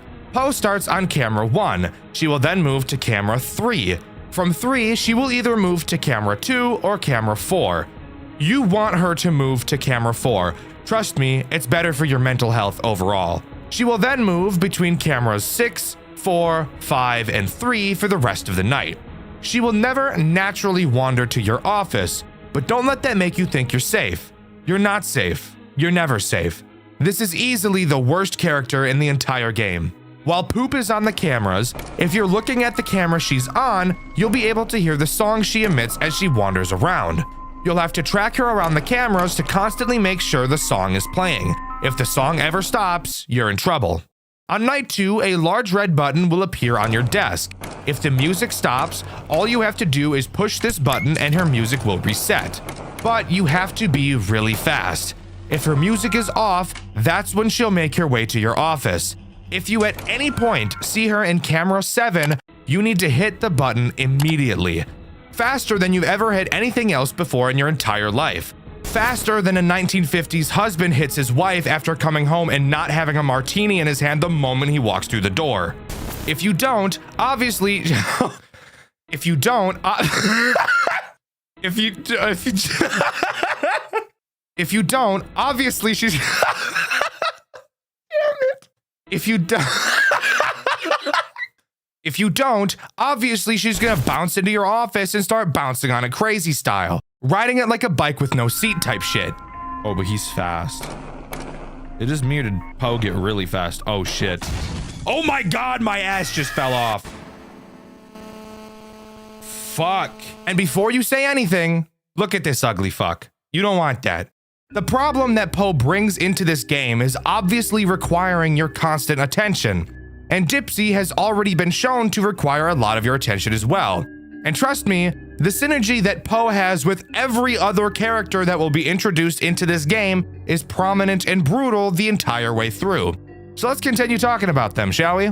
Night 3 brings on this fuckhead in your office, Tinky Winky. So I really like that. I don't like this fucker staring at me right now. I can't lie, that I'm not a huge fan of the way he's looking at me. He's like licking his lips and shit. And it's like, let's not. Okay. Ooh. Tinky Dick works in the exact same way as Peggy from Showman's The Awakening, which I've covered on this channel before, and you should go watch that video after you finish this one. Tinky Dick is very much a weeping angel character. If you're looking at him, he won't move. But if you have your camera up, he will slowly begin to creep towards you throughout 3 different phases. Each phase is pretty obvious, so don't worry about not noticing it. After the final phase, he will attempt to jump you like you're in the streets of Compton. All you have to do is put your mask on and he'll go back to where he was. However, unlike Dipsy, Tinky requires you to be a lot faster with your mask, and you can't put on your mask before an attack to bait the attack out. Tinky has to attack before putting the mask on will push him backwards. Thankfully, if you're on your cameras, he will force them down when he attacks. So it isn't just a guessing game, but you have to be really, really fast, especially on later nights. You'll have close to only 1 second to put it on once he attacks, lest your butt cheeks get spread and he lathers peanut butter and jelly on that shit like a midnight snack. Oh, okay. It's blatantly obvious. Huh, bitch? Was I just not fast enough? Do you have to be like really, really quick with it? Obviously, Tinky brings up an enormous problem. With 2 characters requiring you to constantly watch them on the cameras, adding a character that penalizes you for using the cameras is obviously going to cause quite a bit of problems. This is actually the problem that led to me having to change the way I play the game and switch up my strategy to solely focusing on Poe and occasionally checking on camera 7 to see if Dipsy has arrived yet. It's also this character that made me decide to start forcing attacks from him. For example, let's say Dipsy just attacked me. I know it's going to be a while before Dipsy can come to attack me again. So in order to not have the asthma meter blow up my guts, I would sit and stare at the cameras until Tinky attacked me, resetting his timer before the next Dipsy attack. It's a very AIDS strategy that makes me die a little bit on the inside, but it does get the job done well enough. Well, now it's time to move on to night 4 and introduce a character so sepsis-ridden you'd think you've injected yourself with every disease on Earth. Lala. Lala starts in camera 1 like poop. She has a set path around the map to get to your office, very similar to Dipsy. On this night, you'll notice that each camera Lala will travel through will now be equipped with a camera button, allowing you to take a picture of each camera and obviously emitting a flash of light at the same time. I'm sure you can tell exactly where this is going. Lala will move throughout the cameras during this night. You will have to flash her on whatever camera she's on to push her back. Then go to the camera you pushed her to and flash her again. Keep doing this until you push her back into camera 1. When she goes back into camera 1, she will shut down and won't attack again for a while. So doing this is very important. And if you're lucky, you can catch her really quickly and only have to push her back once. The problem with her? She is very, very fast. She will move through her cameras faster than the fat bitch in line at the Golden Corral who's hopping up and down because the buffet just got refilled. Sit down, Shamu. There are so many things that I don't understand. I don't know what's going on right now. Oh. You're telling me she got all the way through the cameras that fast? You're telling me she got through every camera that fast? No. No. This is bullshit. Let me tell you what this is. This is bullshit, bro. Like, what the fuck is that? What is that? How the fuck am I supposed to keep track of those 3 fuckers at the same time while also not looking at the cameras for this fucker? I'll tell you how, you don't. That's bullshit. What the fuck? We now have an interesting group of mechanics to talk about. Thankfully, even though this game does rely a lot on RNG, there was a very clear attempt put in place by Avocado Dreams to mitigate how much RNG is actually involved. The main example I can point to is Tinky Winky. Tinky Winky will never attack you if Lala has left camera 1. This prevents an insta-loss that would otherwise be present. Obviously, if Tinky Dick is about to attack and you get an attack from Lala, if you were to deal with Lala, then Tinky would attack you, and while being attacked, Lala would easily make it to your office and kill you. So thank God Tinky isn't able to attack you while Lala is. However, his aggression meter will still increase. meaning that immediately after you deal with Lala, it's very likely you will get an insta attack from Tinky, so you'll need to be fast, but at least there isn't any luck involved. Night 5 introduces nothing new, and is just a much harder version of Night 4.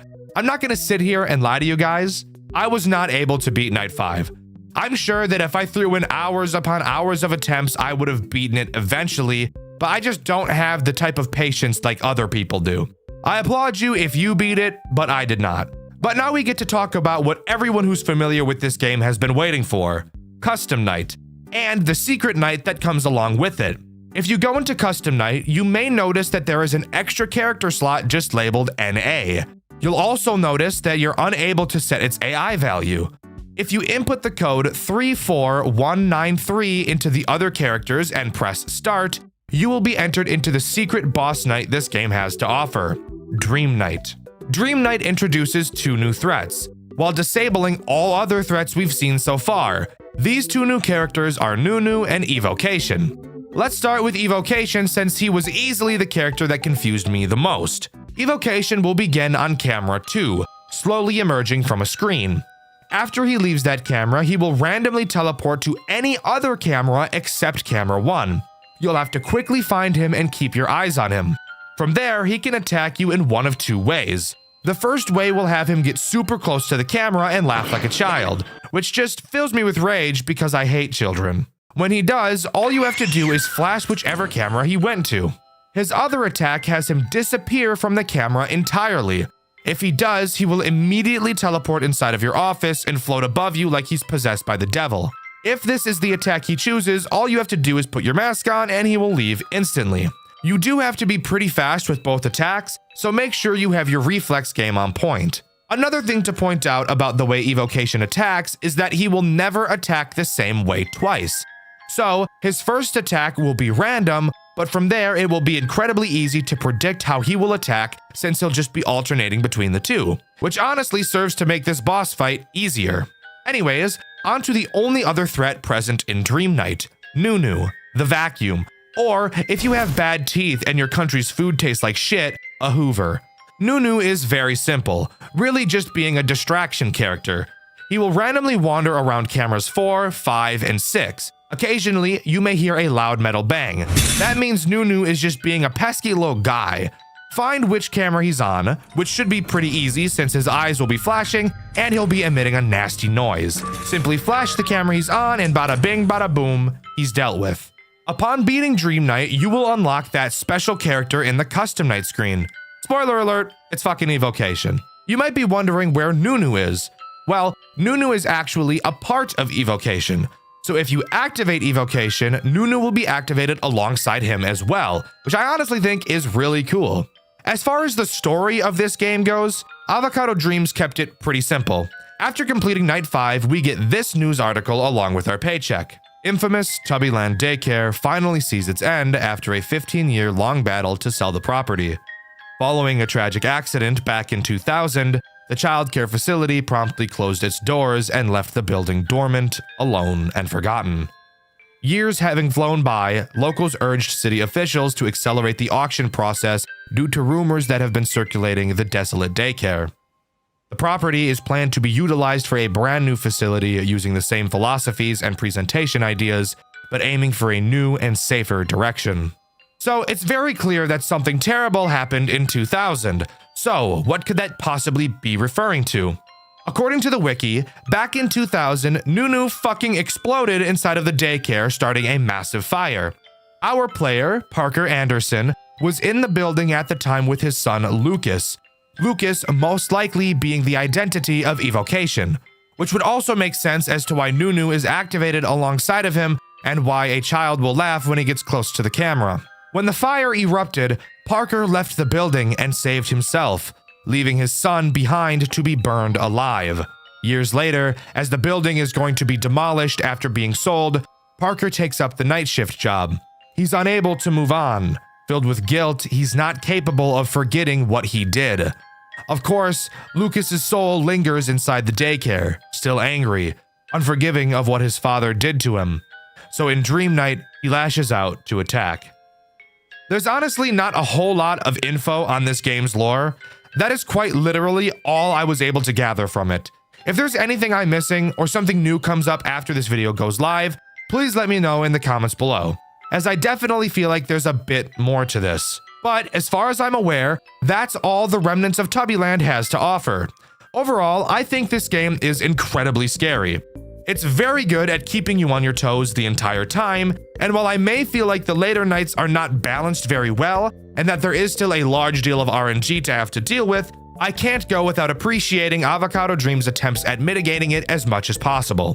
But let me know what you think. Do you agree with me, or do you think that this game is just a bad attempt at recreating the amazing experience that was Graveyard Shift at Freddy's? Let me know in the comments below. In my Tealerland video, I asked you guys what your favorite non-traditional FNAF game was, and my favorite answer was this one by GeoFreaks. They said Tyke & Sons Lumber Co., and I think that that's one of the most enjoyable experiences I've ever had since starting my channel, and you can see my full playthrough of it over on my second channel, Dexter Black.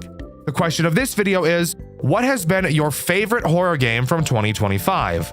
With the question of the video being asked, subscribe to the channel, I'd appreciate it a lot. Thank you to all of my super fan channel members, you guys farm aura. I've been Dexter, and I'll see you guys in the next video. See ya!